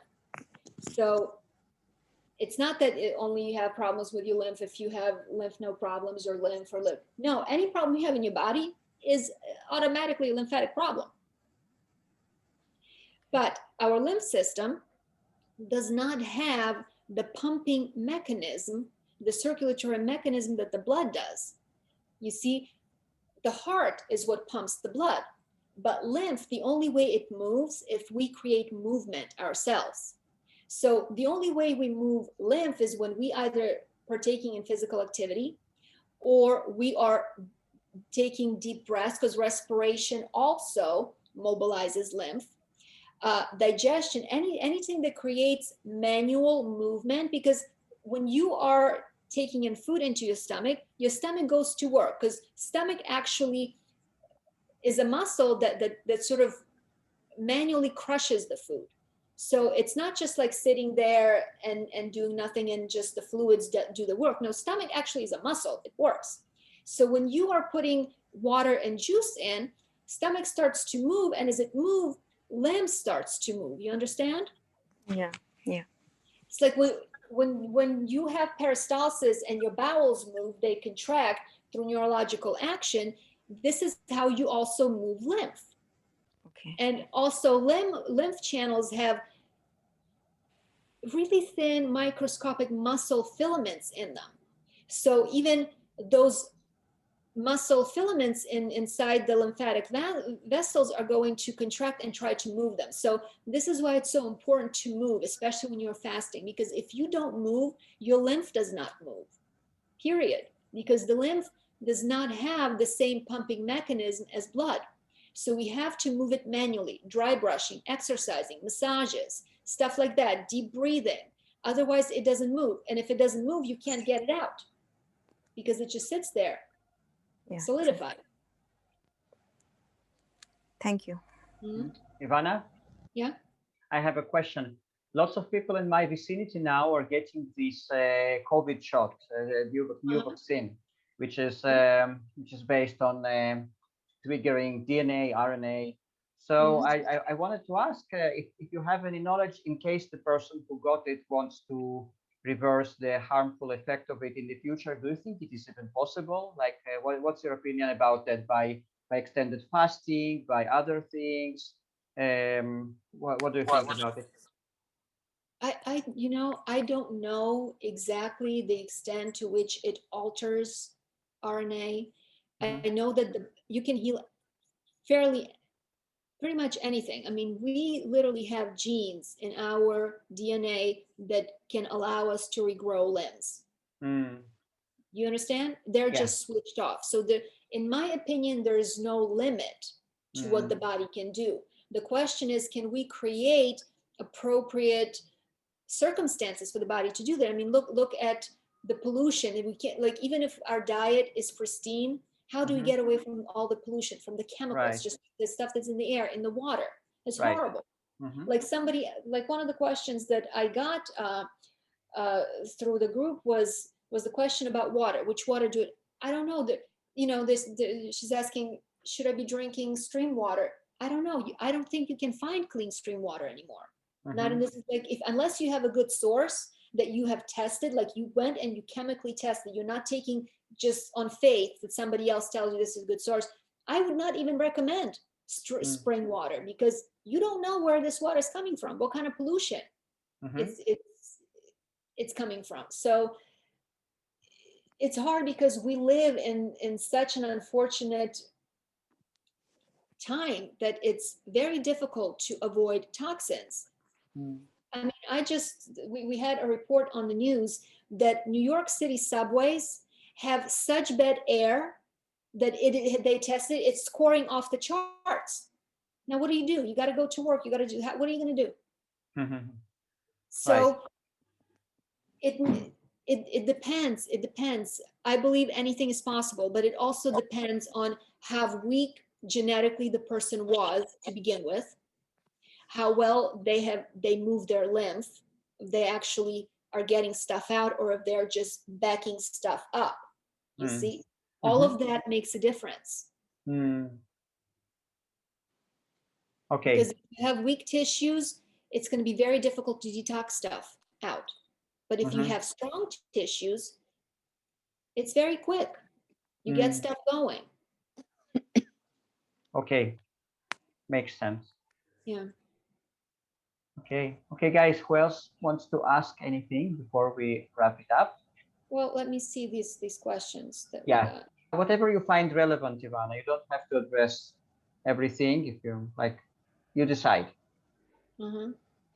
Well, the thing about fasting and breathlessness, that depends on your adrenal function.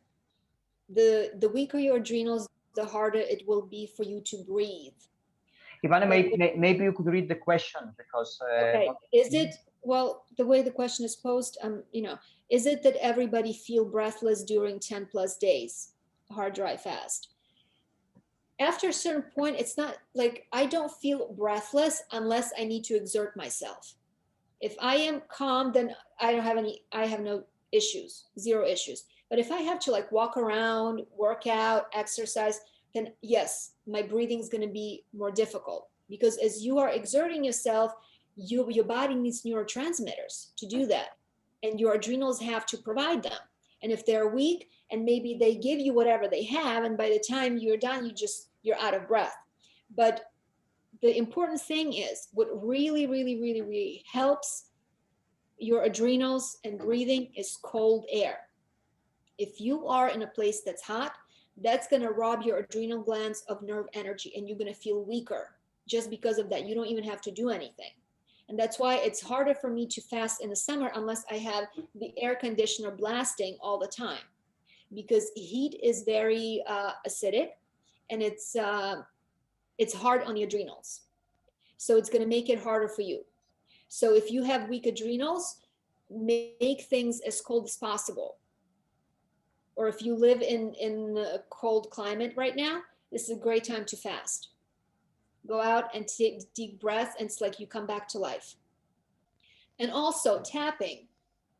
Here are your lungs, the wrist point. Your lungs are here. So tap. Is it only the right hand or it's both? Any hand, doesn't matter. It's both. Okay. Also, this finger right here, the spot, this is also the lung in EFT. Okay? So this is your large intestine, lung, pericardium, and heart. So these are the spots, other spots you can hit on you. So this will stimulate the meridians. But the problem is with breathing on a fast, it's really not the lungs, it's that you don't have the neurotransmitters. Because breathing is an autonomic nervous system function, which is your adrenal glands, your medulla. If you don't have enough neurotransmitters, you're going to have a problem breathing. You maybe, modulate your activity level and get some cold air. It could help you, and you don't have to stop. Can I say something? Sure. But we must be pretty strong with all these toxins and also emotional toxins that we survive. Well, the body is an amazing machine. I mean, it can take a beating. Absolutely. Yeah. Because we're bombarded all the time with all these toxins and also all the emotional issues. And how do we manage to survive? Maybe we work things out, we detox a little. It's a choice. You have to educate yourself first. You have to know what the right thing is to do for the body, and then you take responsibility for it. That's right. And I see many people that are unaware, that are ignorant, and that they're overwhelmed, and eventually they just can't deal with things, and they just don't think logically. They just don't make rational decisions. They just influenced. They just, sort of can't deal with the situation. But what you also have to consider is that if a person has never felt well from the day they were born, you understand, they have no point of reference what it is to feel good and healthy. They just feel it's, because this was my case. I just thought this is what you feel like. That's normal, you understand? Until I started to feel good, you go, holy crap, I never felt this way. I have energy, I feel good, I'm happy. You go, this is weird, this is new, like what is wrong with me? So when if you live in the world where there's no color, you don't miss color. That's all you know. So a lot of people don't even know that they're not well. Do you know how many people tell me, oh no, I'm really healthy, and they're on 7 different medications. They're obese, and I'm like, how are you healthy? and they're driving, because we have this perception that's so skewed of what healthy is. That's right. They don't understand what we're talking about. But how would they understand? But that's my point. If you never seen color, if everything is black and white, then you can't understand. How do you explain color to someone? Do you see what I mean? Usually people start to pursue health when they're really sick. That is the only motivator. If you're okay, you're not having any problems, why would you change anything? Status quo all the way. So the only people that are making changes are the ones that are coming from deep problems, physiological problems. That was my case. Otherwise, what? Exactly. Yeah. Otherwise, what? Would have started doing this? No. But it came to be, you do or you die. That's right. But some people just don't. They just die. They just don't know how to deal with it. Okay. And that's okay. That's their choice. Everybody is entitled to do what they want to do. As long as you're not hurting other people, it's your body. Okay. Some of them don't learn the lesson and they just die. The worst part is the children, because they grow up with parents like that, and their health is being destroyed with fast food. That's right. And this is really child abuse, right? But they're I know. because I work with kids and I see that, yeah, because of all the toxins and all the HDD problems and anxieties. Today, a lot of children, Ritalin, today, a lot of children suffer from all kinds of problems, Mhm. mental problems, anxieties and depressions, and they're unhappy, they're upset, you know, and what am I going to tell them? I mean, they learn something at home, so you can't contradict their parents. You can't. I mean, you understand that their parents are ignorant and they're not doing it because they don't like their children. But you can't. You can. You can't fix the world. I mean, you see other people making mistakes on their children, and you just. I mean, so much ignorance around. So many people. You Well, know. Yeah. you can't change anybody else. Yeah. Okay, guys, we are over 2 hours and a half. So, are there any more questions, Ivana, that caught your attention from the group? Okay. Well, two questions that I thought were interesting. One was about the psychedelic mushrooms. Mhm. And I want to address this because I had an experience. Um, I don't know about microdosing because I've never done microdosing. I've done like the full on dosing. And when I did, it was the most indescribable, beautiful thing I ever perceived. There's nothing in this world that can ever come close to it. That it was just indescribable. There's no words. Like when you seeing colors that don't exist, when you see you feel the love, you feel connectedness. It was the ultimate cosmic conscious experience. But the question is, can psychedelic mushrooms play a healing role? Maybe microdosing if you don't have a trained guide to lead your journey. I've met people who guide their clients on mushroom journeys after a long master fast for deeper healing, mostly of the mind. So the point is that even that after that amazing experience, did it fix my problems? No. Yes, I was elated and I was in a state of euphoria for like 2 or 3 weeks because it stays with you, and you love everybody and it's just amazing. You see everything is beautiful, even the bad things are beautiful. You see how everything fits. It was beautiful, but did it fix my mental problems? No, it did not. So it's not a magic pill. It's a magic mushroom, but it's not a magic pill that's gonna all of a sudden fix your addictions and all that other stuff. It did not happen for me. I don't know about microdosing. You would have to ask somebody who does that. Now, another interesting question for me is urine therapy. This is a very controversial subject. Personally, I am not at all attracted to it. I come from the school of thought that urine is a waste product. There's a reason why we're looking for sediment. What is that sediment? It is that toxic lymph that the body is eliminating. So we're trying to get the stuff out. So I don't understand the desire to put it back in.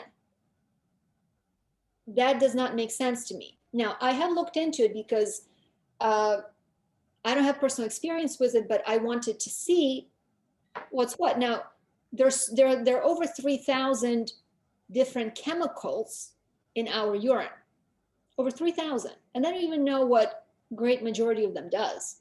Now, urine does contain stem cells, and these are bone marrow stem cells. And they have done some research where they have taken stem cells from urine and they were able to grow teeth in a lab. But here's the kicker. It's not like they just put some urine in somebody's mouth and they grew teeth. No, what they did, they extracted the stem cells. They didn't use whole urine. They extracted the stem cells, they treated them, then they created certain conditions, they mixed them with certain things, and they were able to grow teeth. So just because something can produce results in vitro in a lab setting in a petri dish does not mean that that's going to work that way in the body. I mean, we see this with the herpes cures. In a lab, in vitro, yeah, you put some monolaurin in there, St. John wort, some olive leaf extract, no oregano, and it kills herpes. But you can't kill it in the body. So just because something can be done in a lab under very strict conditions, where everything is done right, it does not mean that it will translate to the body. So there's a young man, his name is Sean Walsh, I believe. If you go on YouTube and you search for, I think, Sean Walsh, the vegan, he was doing some dry fasting up to 10 days a few years back, and he recorded himself. So it's something, another video, if you're interested to see, for the English speaking people who don't take advantage of Satmarga's videos outside of RX translations, so you can watch somebody else have a longer fast. And I think it's important because somebody in the group has posted a video of a woman that claims that she was breaking her 11-day dry fast. And from what I see, this woman is not fasting, she's on drugs. Because when you go 11 days, you don't talk a mile a minute and your mouth and jaw going back and forth. You understand? And you look at people who do it, like you look at this guy, same thing. He gets really skinny, his voice goes away. So there are certain commonalities that when you go to that extent that happen to your body, that sort of translate across the board. So what this guy did was that he decided to give urine therapy a try. And he was really unbiased. He wanted just to see if this is true, what happens. He says, I'm open-minded. So what he did was he saved urine from his dry fasts. So when he broke the fast, he started drinking urine. And he had some very negative reactions. And of course, a lot of people go and immediately assume that it is a healing crisis. It can be, or it can be a health crisis where you're drinking poison, you're having a negative reaction. But the interesting thing that happened for him was that when he started to drink urine, he stopped making it. So he had to stop because drinking urine was preventing his body from making more urine. So he couldn't even get enough urine to drink urine, basically. So what he did, and he has a video where he sort of talks about it, he gives his opinion on whether or not this is something that's effective or should be done. So he said that he did not see any super benefits, but then again, he couldn't do it for any length of time because his body stopped making urine. But he does say that for skin and hair, it was excellent. That's all I can say about that. I have no personal experience and I have no desire to have personal experience because I think that there are better, more pleasant ways to get healthy. And I think that when people look at urine therapy as the panacea, is you're still coming from the point of view that there is a magical substance out there that's going to make you healthy. And that is simply not the case. What makes you healthy is eliminating stuff, not putting stuff in. And this is why fasting makes you healthy. So if you were to drink urine, the only way I would drink urine is when you've been on a dry fast for 20, 30 days, because after a while your body has detoxed. Up until then, you're getting garbage out. Now, a lot of people are using urine to rinse their teeth, but you have to keep in mind that pH of urine is 6. That's fairly, you understand, that's fairly acidic. So if you already have problems with teeth, I don't know if that's compatible for that specifically. But once again, I don't have experience, so my opinion is just basically opinion. I'm just extrapolating from things that I've read. But I'm looking at it from the logical point of view. If urine is a waste product, your body wants to get rid of this. And people say, well, when you go on a dry fast, your body makes endogenous water. Sure, but it's not making that water to feed the village. It's making water for its own function. So by the time that water comes out, it's already been processed and it has waste material in it. You know, it's not like you're a mountain spring and you're just making water here. That water is there for a reason.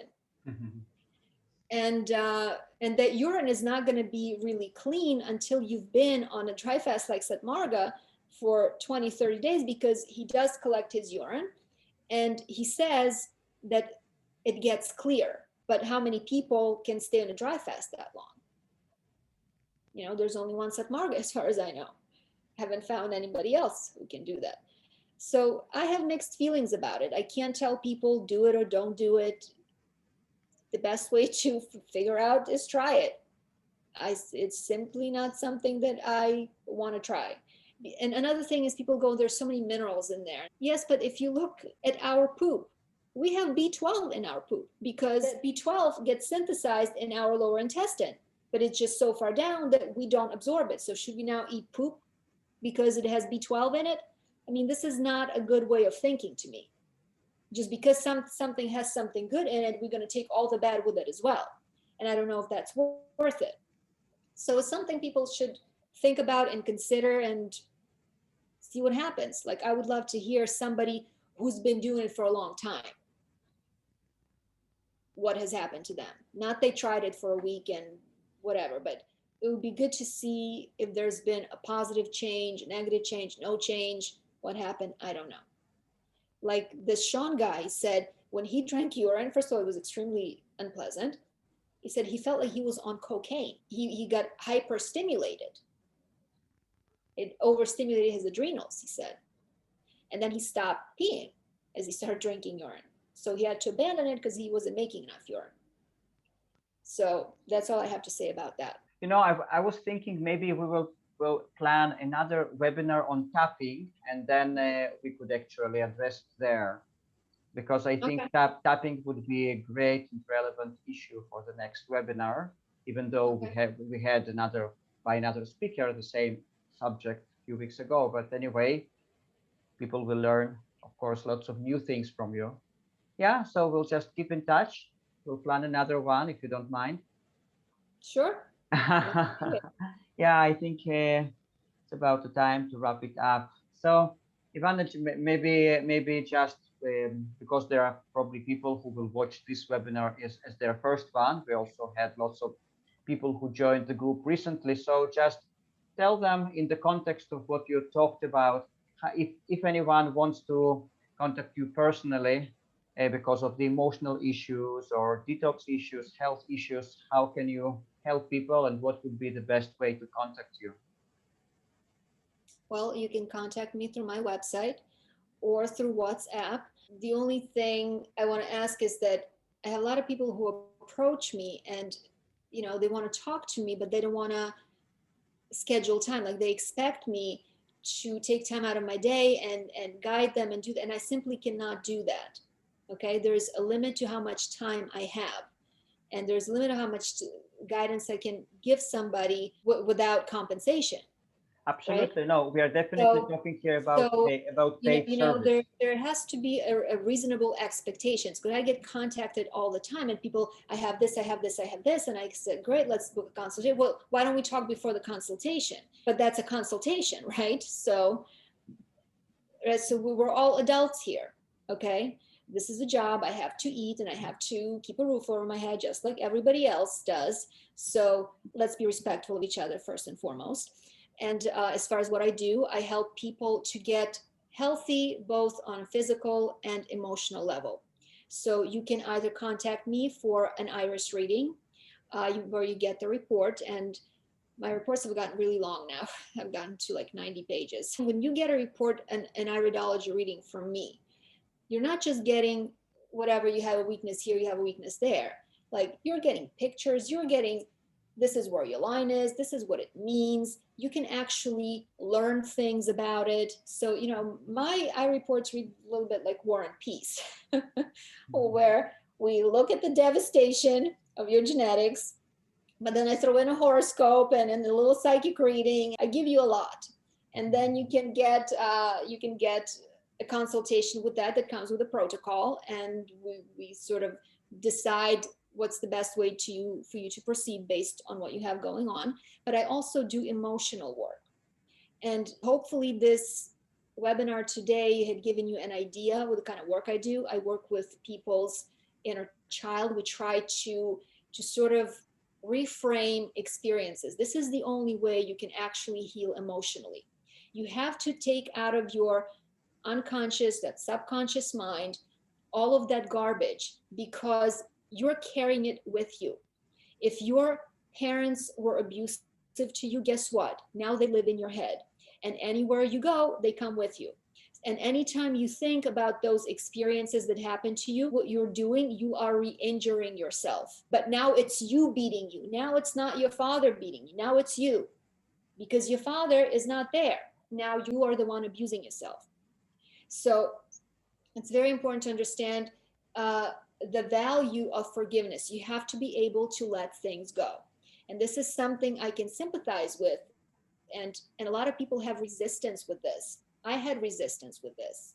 Oh, you want me to forgive my parents? Well, that means they get away with it. Why should they get away with it? They made me suffer so much. But what you're doing, they don't care if you let it go or not. You're the one suffering because you keep carrying the stuff and you keep repeating the history in your head. So the question is, do you want to be free or do you want to be aggrieved? Do you want to be, somebody who wants to get their pound of flesh? You have to let it go if you want to be happy, if you want to be free. Period. You can't do it any other way. I help people get to that point. I teach them how to do energy work, different techniques and tools that you can use to work on your system, both physically, emotionally, and energetically. I have a program that is sort of like a 5-session program, but I'm working on putting it online. So right now, what you're actually getting, you're getting a lot of training stuff outside of the sessions, videos, instructionals and stuff like that, meditations. And then we work one-on-one to work on your specific issues. Once again, cannot stress enough, you have to reframe. You cannot continue to recycle those memories. You have to change your memories. And you can do this with tapping, and it's extremely, extremely effective. And tapping is amazing. And I recommend that people do tapping every single day. You get up, you tap. Same way you get up, you brush your teeth, you do your yoga, you tap. It sets you up for the day.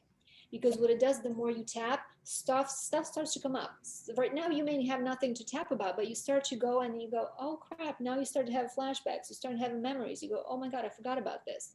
So now you have something to tap about. You have to take a proactive stance when it comes to your health, physical, mental, and emotional. Don't wait for stuff to get bad. And a lot of people have resistance to getting well. They say they want to stop being addicted to food or cigarettes. And then when you go, well, what we're going to do, we're going to tap it in a way that you cannot enjoy the taste of this food. And they go, oh, wait a minute, I am not ready for this, right? So they say they want to stop eating it. But when you say to them, well, we're going to make it so that, we're going to rearrange your mind in a way that when you look at pizza, you feel nothing. And if you taste pizza, it doesn't taste good to you. It tastes to you like soggy, wet socks. And he goes, well, I don't want that. Why? Because they have not let it go. So people have to be very honest with themselves.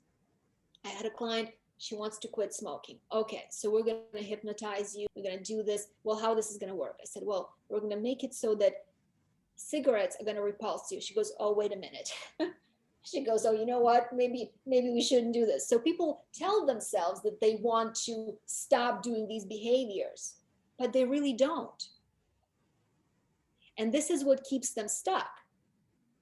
This is not rocket science. It's the reason you're stuck is because you're keeping yourself there. And, they go on these raw lifestyles, but out of the side of their eye, they keep an eye on that rice sitting over there. And they go, oh, one day I'm going to have that rice again. As long as you keep going back to the possibility of having that rice, you're not moving forward. You have to change your mindset. And you have to decide what it is that you want, and you have to be honest with yourself. You're the only one who can do the work for you. If you come to me, there's only so much I can do. I can only guide you. I can bring you to the water. Here's the stuff. Take it. But if you don't use it, nothing I can do about it. Everybody is responsible for their own well-being. There's no coach on this planet that's going to make your problems go away. You have to do your work. And look at Revital. I mean, she's been flying. Yeah. Yes, that's right. Yes, yeah, you really helped me. Just like I've written, yeah, everything you actually said everything today that we have to detox. I mean, and you are an expert on the physical level and also emotional level. You have special, I don't know, you're very perceptive. I mean, you sense the person, you read them, you understand. I mean, you understood my problem better than, I mean, without even having to say anything, you sort of understood it. And this idea that you mentioned today, the fact that you can take care of yourself, your older version, that's a brilliant idea. I mean, I've never come across it. When you go to people, again, you recycle the same things, and okay, and okay, there's no breakthrough, you're stuck there, and people really want to help you, but no one has these insights that I think that's brilliant, this idea, and genius, that your older version of yourself can help your young. I mean, you understand better than anyone else your situation and what exactly is your problem, and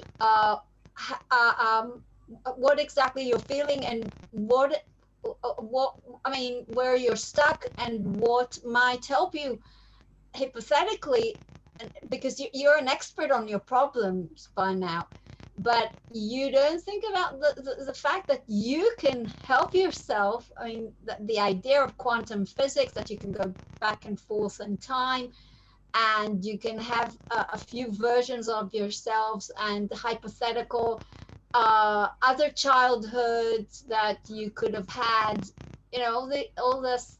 I mean, it's unique, and yes, it has helped me. I can read. I mean, I can read what I've written Okay. you. That's okay. But this idea of alternate selves is not hypothetical. I've had experiences with this where I spent time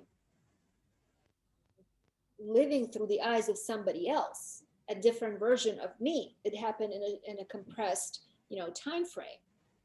And when I got up, I was absolutely disoriented. I was horrified because I did not know where I was. I did not wake up as me. When I woke up, I was still that person. I did not recognize where I was. It was an extremely discombobulating, unsettling experience. And then until you start to come down, it's almost like, okay, wait a minute. Okay, now I know who I am. But this is not just a theoretical thing. This is a thing. And when you experience it, you go, holy crap, this really is so. So, and what's interesting about this experience, because we're talking about bad parents, this alternate experience, my father married a different woman than the one that I knew as my mother. And I looked completely different. There was a completely different dynamic. And she died at 19. So I sort of walked in on her life at the tail end when she died. It was a really fascinating experience, and I didn't know what she looked like until I saw the picture of her, because when we are there, it's like when you're walking around, you don't know what you look like unless you look in the mirror, right? And this version of me, she was really overweight, and she was a smoker. When I walked in on that experience, she was 19 years old and she had passed. And there were all these siblings that I never had, and a completely different family dynamic. Nice mom, which is really different from my experience. But I also had alternate experiences that were sort of close. They looked a lot like this, but they diverged, where I didn't move to New York. I stayed in New Jersey. And now how that line of development is going. But once you open up yourself to the idea that this is science, this isn't just theoretical. We just don't know how to make it work yet because we're not smart enough yet. But once you open yourself, you start to have your own experiences. Wow. Yeah, and there are books that you can read by Robert Monroe, Out of Body Experience guy, and Bruce Moen. Bruce Moen had some really, really interesting experiences. Once you start to open yourself up to the possibility, all of a sudden you start having these experiences. Because it's like a lot of things are circumstantial. I mean, it's just coincidence if you think about it. If I only lived someplace else, if I only had a different parent, if I were born before my time, after my time, things are, the world is changing all the time. And, if I grew up where I am living now or with certain people, and Mhm. yeah, it's all Or if you had married a circumstantial. different person, or it. But the point is, you already are all those people. They already exist. It's not like when you made a choice that disappeared. No, they're still there, because particle exists in all states simultaneously, which means any probability that is possible actually is a reality. That is what probability function means. And guess what? We are made of particles. Everything is made of particles. So if what the particle does depends on the intent of the observer, that means everything you perceive, you're the observer who observes reality that is made up of the particles. You are the one that organizes these particles in shapes, people, events. That means you have tremendous So, power. If you learn how to harness that, imagine the things you can do. That's the whole point of it. that you actually are in control of everything, and you're in control. That's what, You're a lot of in time. control, but you're allowing yourself to have an experience of being out of control. You understand? You chose to have that experience to know what it feels like to be out of control, but you're controlling that. You understand? You're controlling the level of Yeah, out of control you're experiencing in this particular version of expression of who you are. So there's no such thing as being out of control. You're always in control. When you are out of control, it's just you pretending to be out of control so that you can see what that's like. but as a child, you're out of control. You don't have control. You're dependent on your parents. Yes, As except an as a adult, soul, except as a soul who chose those parents, you were in control because you knew what you're going into. That's not an accident. Like I knew where I was signing up for, and I had the. And by the way, I had the experience of being in a non-physical dimension, and me being not an earthling and me wanting to come, and they're telling me you don't want to do this, and I'm like, no, I want to do this. They're like, no, you don't understand. This does Things don't work there the way you're used to. And I was like, no, I know I can do that. I really want to do this. And they're like, trust me, you don't want to. And I just fought them, and here I am, and I'm like, god damn it, I should have listened. And I'm like, I should have listened. So it's like the child when they go, I want a puppy. No, but it's a lot of work. No, I want a puppy. I'm going to clean after him. I'm going to walk him. And then you get the puppy. And when you have to do the rest, damn, I did not know this was going to be, it looks so good.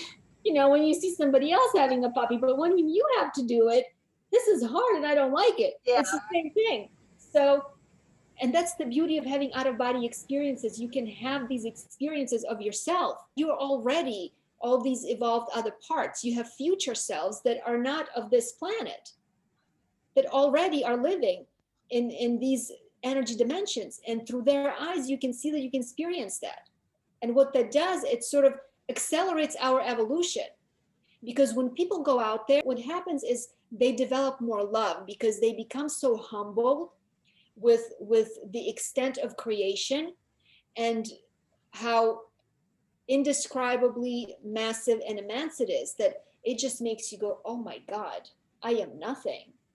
But I have such reverence. But at the same time, when you are there, you feel that unconditional love that is like nothing you ever experienced. And I experienced it when I did the mushrooms. It was the most indescribable experience. I never wanted it to end. My friend thought I was going to become suicidal. I was like, there's nothing for me in this life. And I said, I don't want to be here. I said, there's nothing here. There's nothing. There's no relationship, no experience in this reality that could ever even begin to compete with that. I said, it's insane that people are trying so hard to hold on to being here when there's all of this stuff. I said, this is the stupidest thing ever. And then they're fighting, hanging on with bloody fingernails with the medication. I'm like, what are you fighting? There's nothing here. This is what hell is, really. I mean, because I've seen the other side, and this is where I want to go. It's the difference between people who always live in a small village and never go anywhere and people who have traveled the world, have seen different cultures. It's the same thing, but on a different level, a higher level. Amazing. Thank you very much, Ivana. And it's very good that you came here on Earth, because otherwise, how could we have those amazing webinars? So thank you very much. Right. You have an amazing webinar no matter what. No, we're not. It's not just like these people in the village and people that see the world. Exactly. Listen, everybody has something to contribute, and it's Yeah. wonderful. And people should step up, because everybody has a story that could help somebody, and people should really step into their power. And I think it's wonderful that you have so many people coming on and sharing their experiences and what they have to offer, because everybody has something to offer. Absolutely, absolutely. Okay, Ivana, so I think we're going to wrap it up for tonight, for today, and we will be in touch regarding our next webinar. So, Okay. guys, thank you Maybe very, we very should much. have another, What? maybe another webinar. Well, enough. This topic is fascinating. Maybe we should have another webinar on this topic. It's fascinating. Yeah, we will probably prepare a webinar on tapping, but in addition, we can also touch other emotional issues. We will see. Yeah. Okay, guys. Okay, thank you very Thank much, you. Ivana. Thank you. It was wonderful. And thank you, guys. Thank you, everyone who participated. And thank you very much. Have a great life, great day. Lots of love and light to everyone. Thank you.